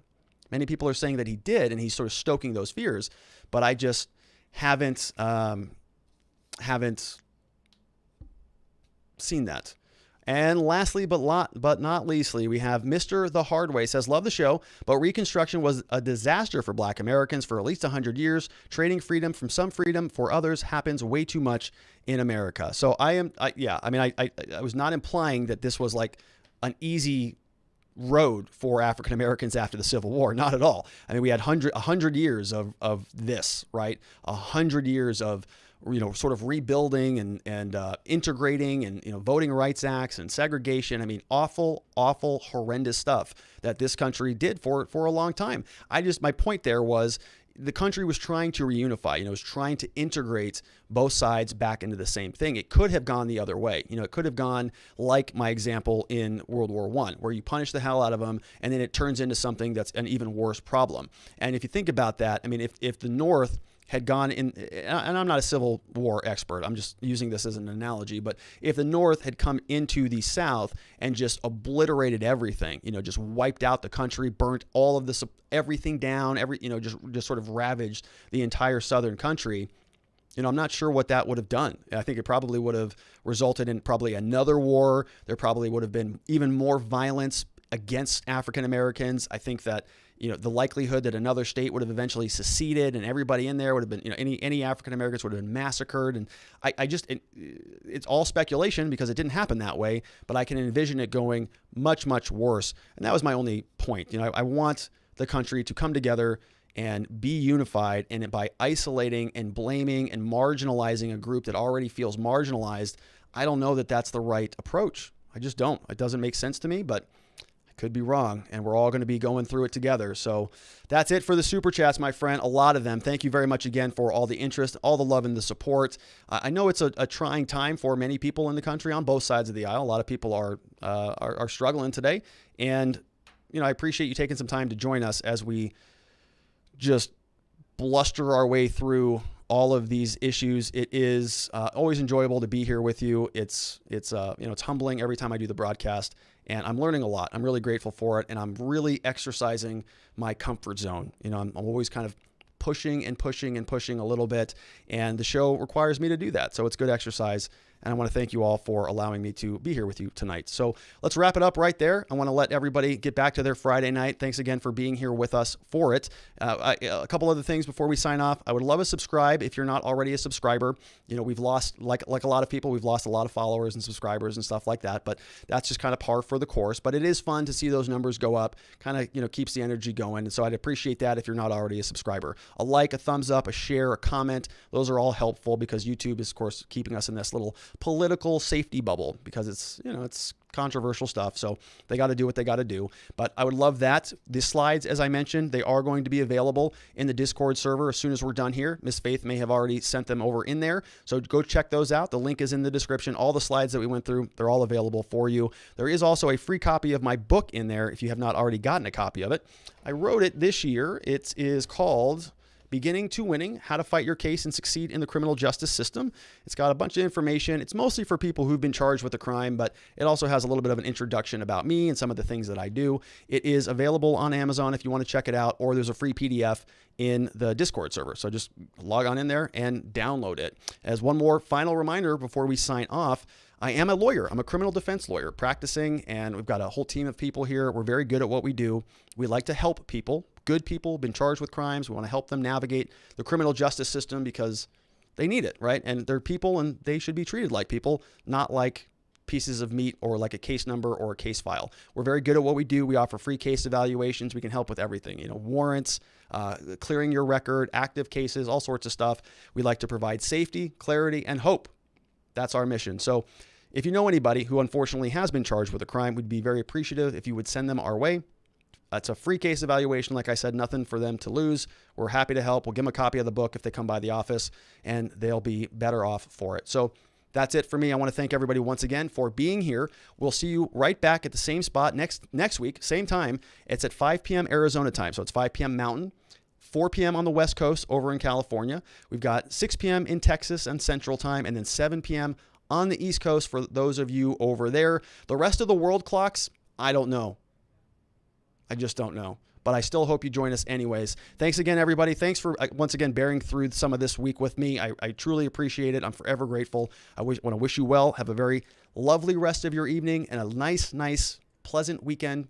I'll see you right back here next week. Bye-bye.